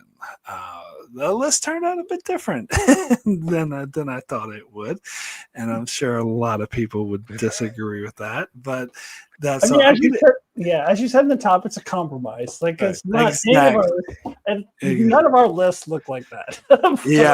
Just halfway happy. A compromise. Yeah, exactly. But I can see some people being like, "Oh, you put DS9 at number 2, Voyager's way better," or something like that. But yeah. Yeah, I think we justified all of our placements very well. So yeah, and I know they can do their own special. Exactly. And I know for a fact people would be outraged that we had 2 modern Trek shows in the top 5, but get over yourselves. Those are good shows. Not all modern Trek sucks. Like, you got to be open to newer stuff. Yeah. But anyway. All right. Well, thanks everyone for watching, for joining us. I know we had a few people in the chat. Brandon, Norman, J. Cayman, 99, Loose the Moose joined for a little bit. And yeah, thanks everyone who's watching in the archives and everything else. Thanks for stopping by. And of course, big special thanks to big special guests, Alyssa and Darrin. Alyssa, if you just want to give a shout out to what you got going on right now, what's happening? What I got going on right now is nothing. I got this, but that doesn't mean you shouldn't subscribe to my channel and check out all the videos I've done in the past on Star Trek and everything else. Or at the very least, you can go like Alyssa Jean Reviews Facebook page. Follow me on Facebook because that's where I post updates and sometimes I will post written reviews on shows that I don't feel like making a video about, so you can check that out, and sometimes just silly memes. So follow me on Facebook and then subscribe to my channel to watch all my videos. Thank you very much. And me, I'm kind of, well, I don't know. I'm doing new things. Over at D's Reviews, just had a discussion on Peacemaker Season 2. Alyssa got to join Rob and I over on that big chat. That was a lot of fun. I also, before that, did a review on Alien Earth, which was quite a fun little series. You can check that out in my archives. If you want to see what the new stuff is, you can go over to our brand new channel, The Outer Rim, over at The Outer Rim Pod right here on YouTube. We just dropped our 2nd episode. It's a big 2-parter on fascism in America. We're dealing with a lot more serious topics there, a lot more real world culture things going on, not just pop culture and reviews, but actual stuff that impacts us. So if you are interested in those types of things, you can go over to The Outer Rim Pod right here on YouTube. And again, we just dropped our new episode this morning, and other episodes will drop every Monday going forward. Yeah, I saw your latest episodes about politics. That's I've been meaning to do a video or something about politics. Got a lot of things to say about that, but I know a lot of people are like, keep it to Star Trek, but but it would be interesting to. Well, so, sounds like the whole point of Darrin and Rob's channel is like you want to do other things just about sticking to Star Trek. Like you want to talk about like real world. Exactly. It's a new subject. We thought a new channel would be the right way to do it. And thank you, Brandon, in the chat. Already watched our 1st episode. You're the man. Cool. And if you're finding me for the first time, my name's Mark Michel's Enchantment of Eternity, currently going through every episode of Star Trek. Just wrapping up season 4 of DS9 and season 2 of Voyager. And do every, some wild, crazy stuff like this every once in a while. You can pop in and see that. So yeah, thanks everyone for watching so much. Be sure to subscribe and check out their channels as well. And we'll see you next time.